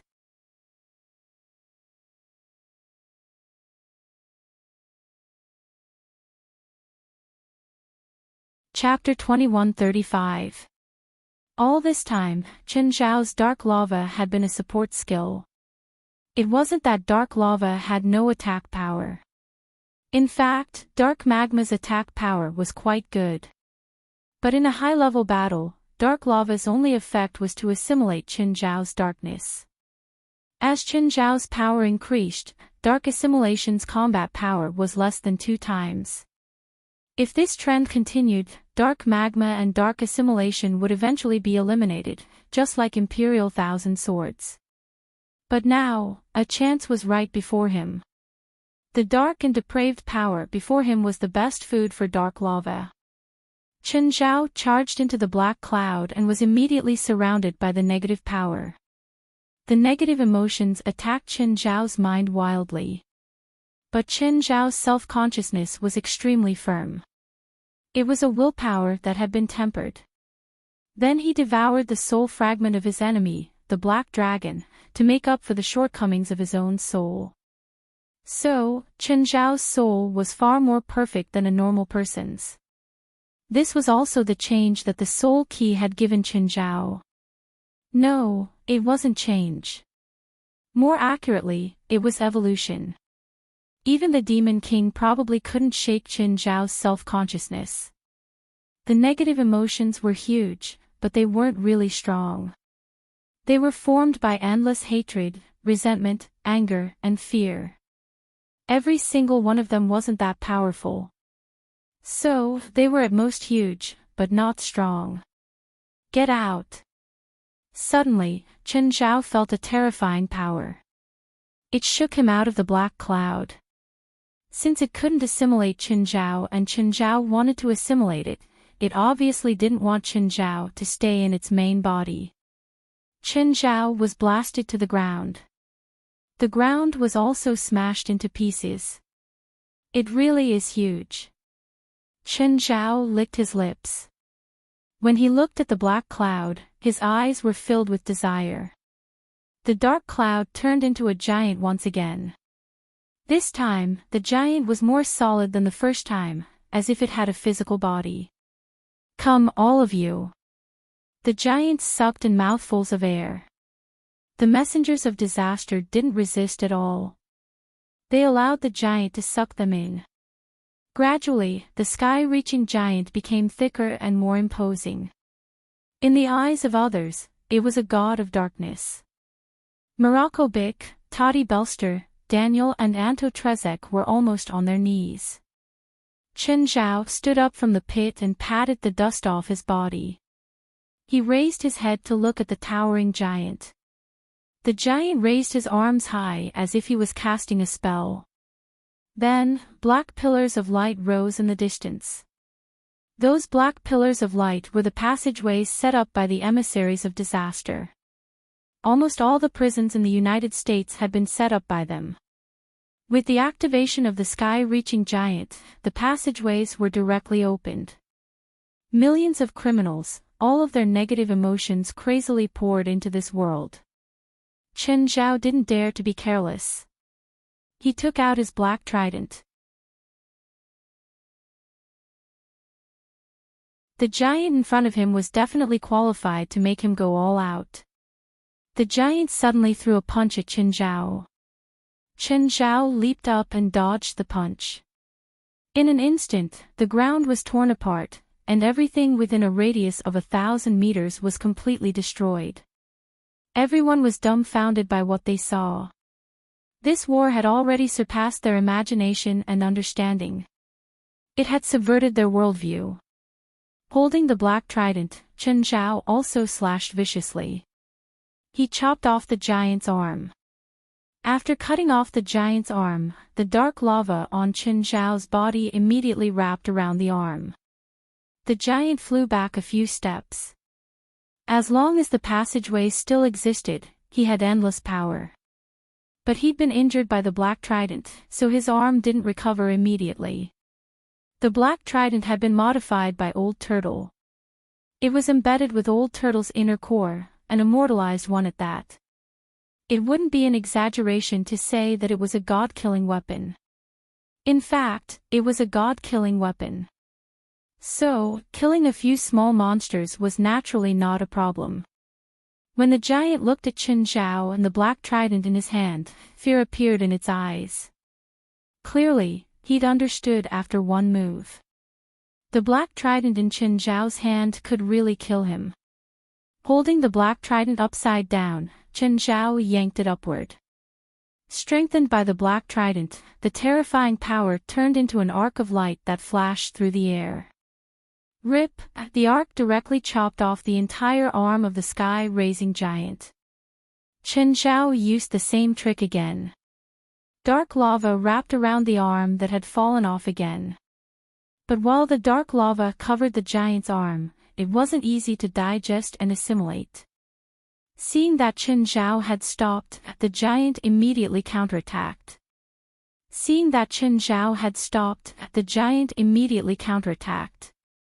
He lifted his huge leg and swept it across. In an instant, everything within a radius of several thousand meters was flattened.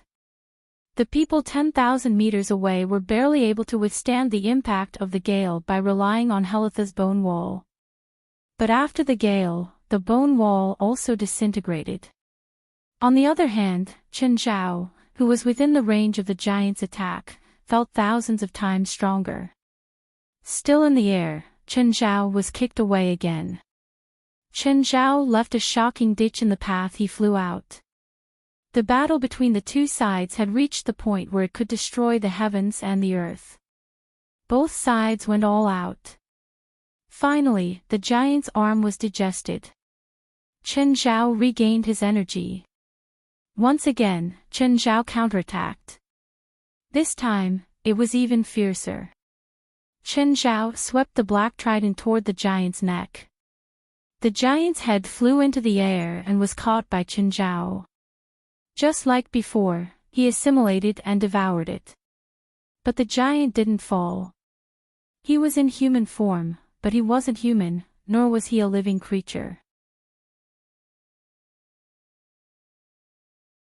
So, the weaknesses of humans and most living creatures weren't weaknesses to him. The battle between the two sides had already destroyed half of the alternate dimension. This alternate dimension was hundreds of square kilometers. Thousands of disaster messengers had spent decades to open it up. If they were given another 100 years, perhaps this place would really form a small world. But, there were no ifs. Because Chen Zhao wouldn't give them the chance. Chen Zhao's attacks became fiercer and fiercer. The giant found it hard to defend. The giant was already weak in terms of strength. Plus, Chen Zhao's black trident was a killing weapon.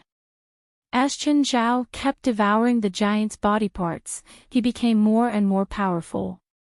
As the battle went on, the giant was already showing signs of defeat. You're tuning into the LoveLore Library YouTube channel. We're so grateful for your support, and don't forget to subscribe to join us on this incredible journey through captivating stories. Your generosity through donations truly makes a world of difference, as it's the primary source of revenue that allows me to expand and enhance this channel for you. Thank you from the bottom of my heart for being a part of this adventure.